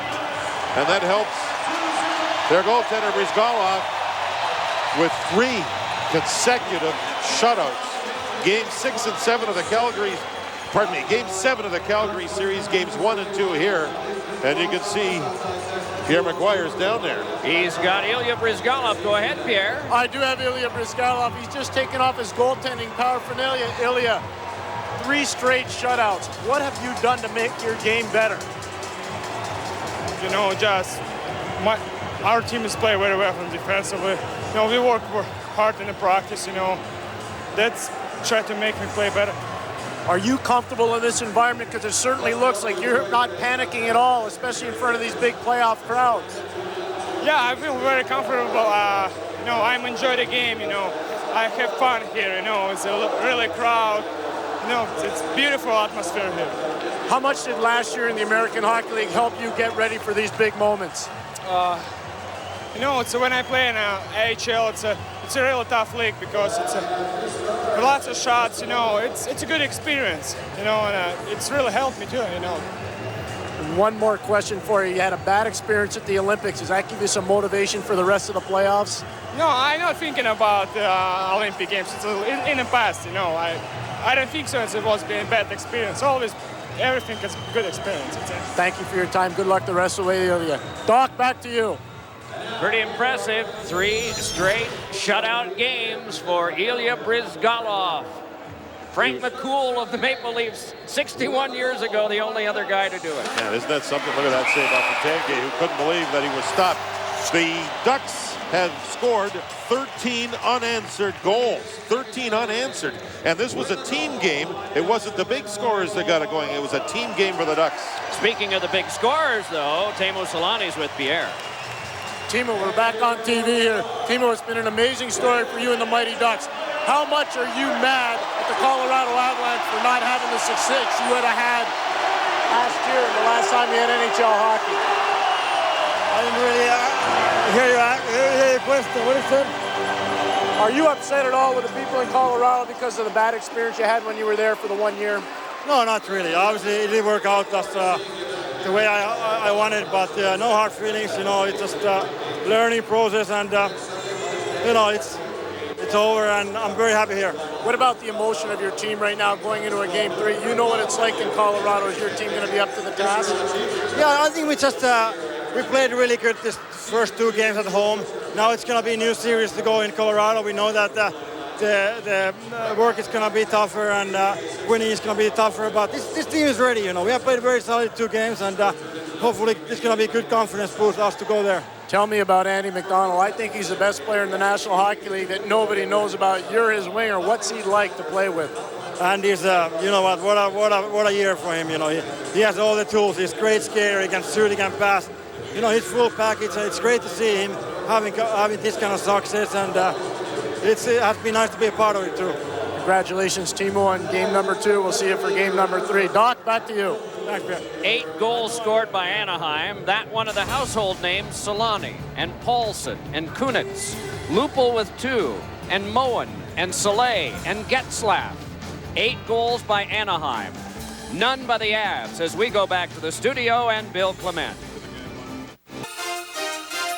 Welcome to the ADT Security NBC Sports Update. Here's your host, Bill Clement.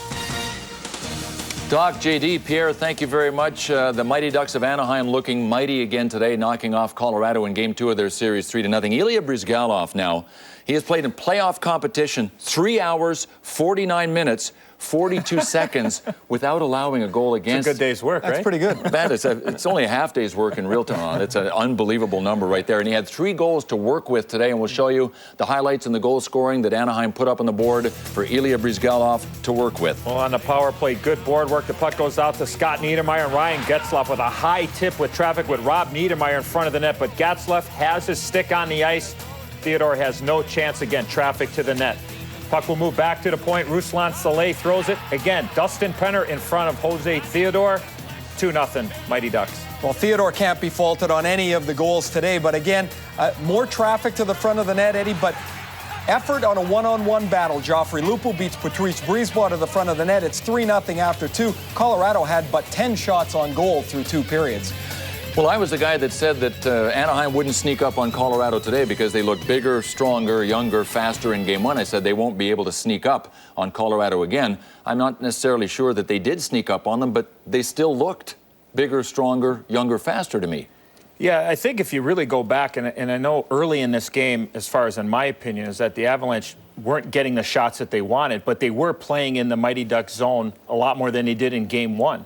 But I think what the Ducks have done is that they're a little quicker, and they're playing with a lot of confidence right now. And right now, Colorado's a shaken team, especially in offensive zone. I mean, when you look to Sakic and look to Hayduk, after that, it gets pretty darn thin, Ray. Yeah, it really does. And Eddie, it's not so much that Colorado had a poor effort today. I thought their effort was much better than it was in Game 1. And while it may look hopeless going home, they're still down just 2. They have to hold serve in Game 3. Colorado needs a similar type effort at home in Game 3, but they need far better cohesiveness. When they pass the puck, they need puck support, because if you play individually against a team that is playing their system as well as Anaheim is, as big and as quick as Anaheim is, it's a losing proposition. As well as Anaheim is playing, do they also need some help from Anaheim? I mean, Anaheim has looked like a superior team in both of these games, so regardless of what Colorado does, I mean, it would help them a little bit if Anaheim shoots themselves in the feet a couple of times, but that doesn't look like it's close to happening. Not right now. Yeah, how about a mistake somewhere? I mean, Anaheim's been unbelievable. They haven't made any mistakes at all in the first 2 games. You go back to that Game 7 in Calgary where they advanced to the second round. That's 3 games in a row that they throw an egg on the board. And Billy, you mentioned the shutout streak that Bryzgalov has. I mean, he's been very, very good, but man, a lot of the play is in the other end of the ice. Let's talk about the goaltending at the other end, Jose Theodore. I mean, obviously, when you're not putting up any offense for him, you can't pin it on him, but how about an evaluation of his performance today? I thought it was good, and as Ray talks about, the goaltending becomes much more magnified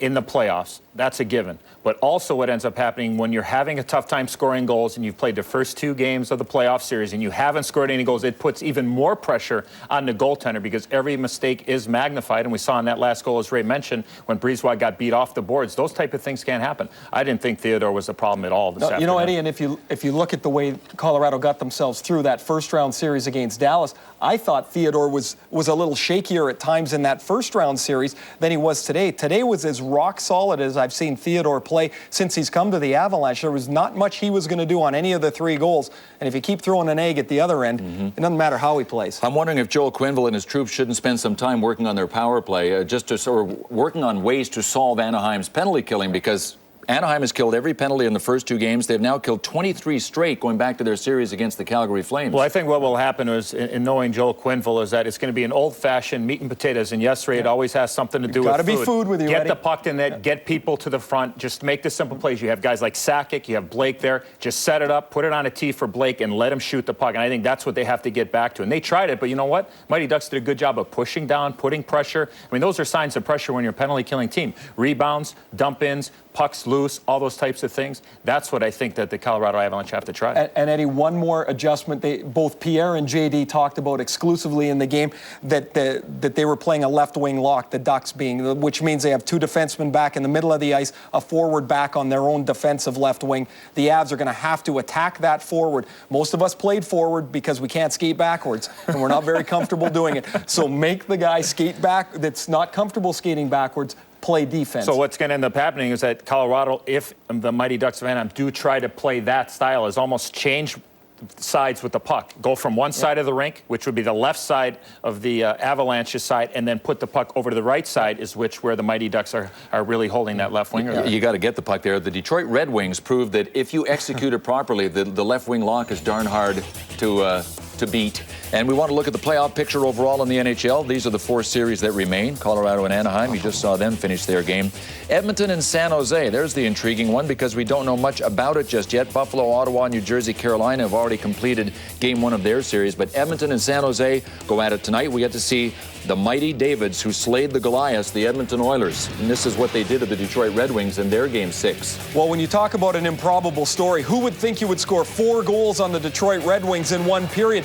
The last 2 of them by Ales Hemsky, who had been absolutely invisible in the first 5 games of the series. This is a lucky break that bounces off of him. But here, the talented Czech forward takes a beautiful feed from Sergei Samsonov and eliminates the Detroit Red Wings. The one thing that the Oilers have that other teams don't really know about them until they play them face-to-face is they have exquisite team speed. This is a very physical, very fast team, and they'll create problems for Marleau and Thornton in this series. So the Ales Hemsky sighting came at a pretty good time for the Edmonton Oilers. Well, what about this matchup, Eddie? I mean, we know that the San Jose was so dynamic down the stretch. They were dynamic in their first round against the Nashville Predators, knocking them off in 5 games. What does San Jose bring to the table? Well, they bring size. They bring very good goaltending with Vesa Toskala. And, of course, they made the big trade with the Boston Bruins, as the Edmonton Oilers did, bringing Sergei Samsonov to Edmonton, and, of course, Joe Thornton there. You look at the strength. I look at from the goaltender out. If you're going to win in this league, you're going to win any championships, it has to be from the goaltender out. But I think with the size, the mobility, and the strength in the middle with Marleau, as Ray mentioned, and also Joe Thornton, I mean, this is going to be a long series.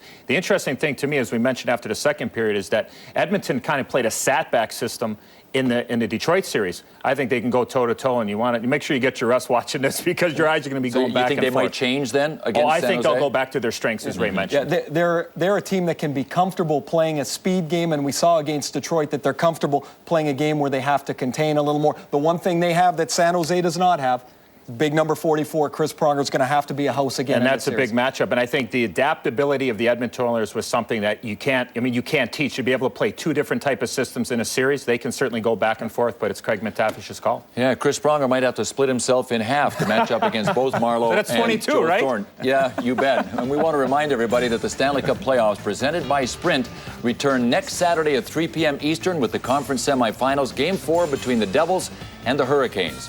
For Ray Ferraro and Eddie Olczyk, I'm Bill Clement. You've been watching the Stanley Cup playoffs on NBC, and more to come next weekend.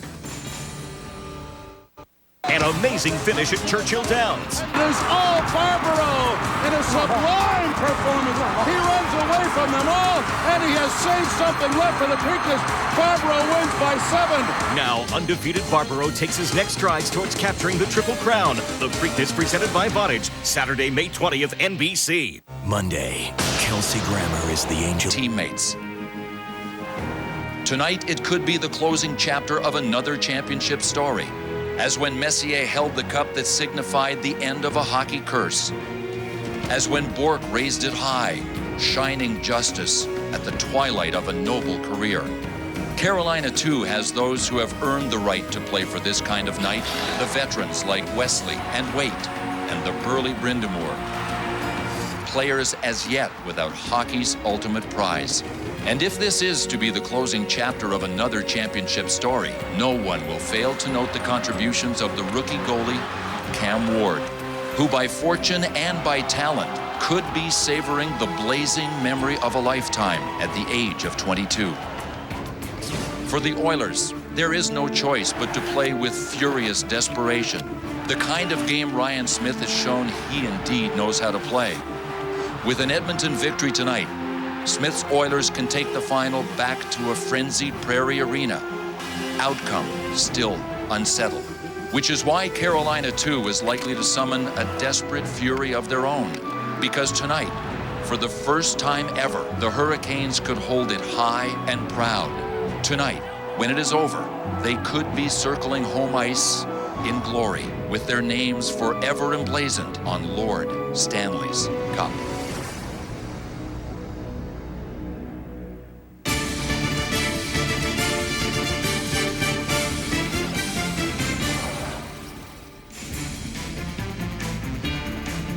The Stanley Cup Final on NBC, presented by Sprint.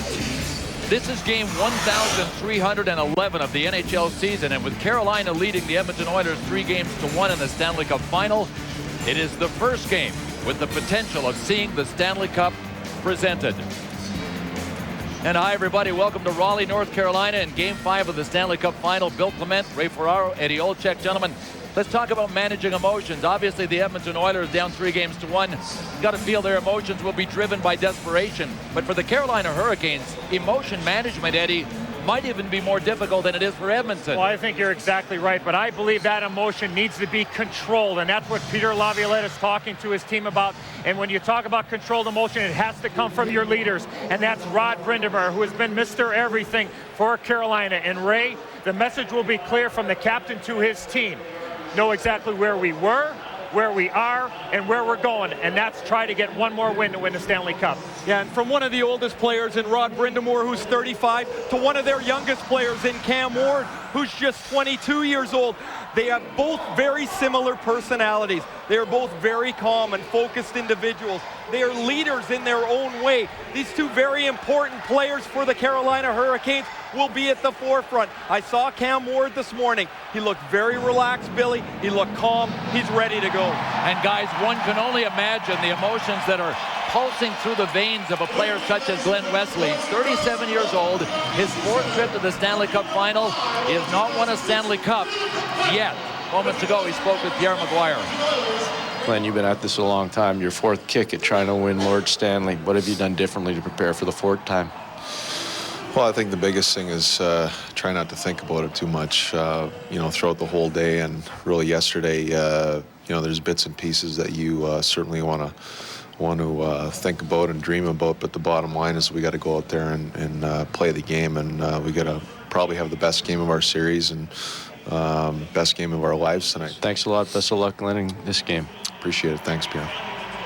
And no current player in the NHL has played more playoff games than Glenn Wesley without winning a Stanley Cup. And Ray, I know that you share a bittersweet kinship with a player such as Glenn Wesley. Yeah, unfortunately, Billy, that's that both of us have not won a Stanley Cup. Now, I played 1,258 games in the National Hockey League, and every year at this time, I'm a little jealous of the players that get to compete for the Cup. The farthest that I got was the 93 semifinals against the Montreal Canadiens. I thought I would get another opportunity. I didn't. Glenn Wesley knows this is his last and best chance to win. Eddie, you and I were both in the right place at the right time. We've won Stanley Cups. We also understand that Carolina is not there yet. Well, I was a member of the 1994 New York Rangers Stanley Cup winner. This situation is exactly the same. Up 3-1 in Game 5 at home. Parade route is set. Unfortunately, we got behind in Game 5. We lost. We went all the way to Vancouver, lost again. We got home, and the rest is history. We won Game 7, only 3-2. But how quickly things can change. A happy ending to that story, but we do know the Edmonton Oilers are on playoff life support. For the first time they face elimination, they have to bring a white-hot passion to avoid elimination. Thursday, an all-new episode of summer's new hit drama, Windfall. Could you love me? 20 friends have just won $386 million. But money changes everything. Are you asking me to leave my husband? It's my money, not yours. Critics everywhere are cashing in. Windfall is engaging, on the money, summer's must-see drama. All new Windfall, Thursday 10/9 Central on NBC. If you missed the premiere, see it again at tv.yahoo.com. Next on America Uncovered, where have all the wrinkles gone? Where are the worry lines? Cosmeceutical companies who prosper from fixing wrinkles are concerned.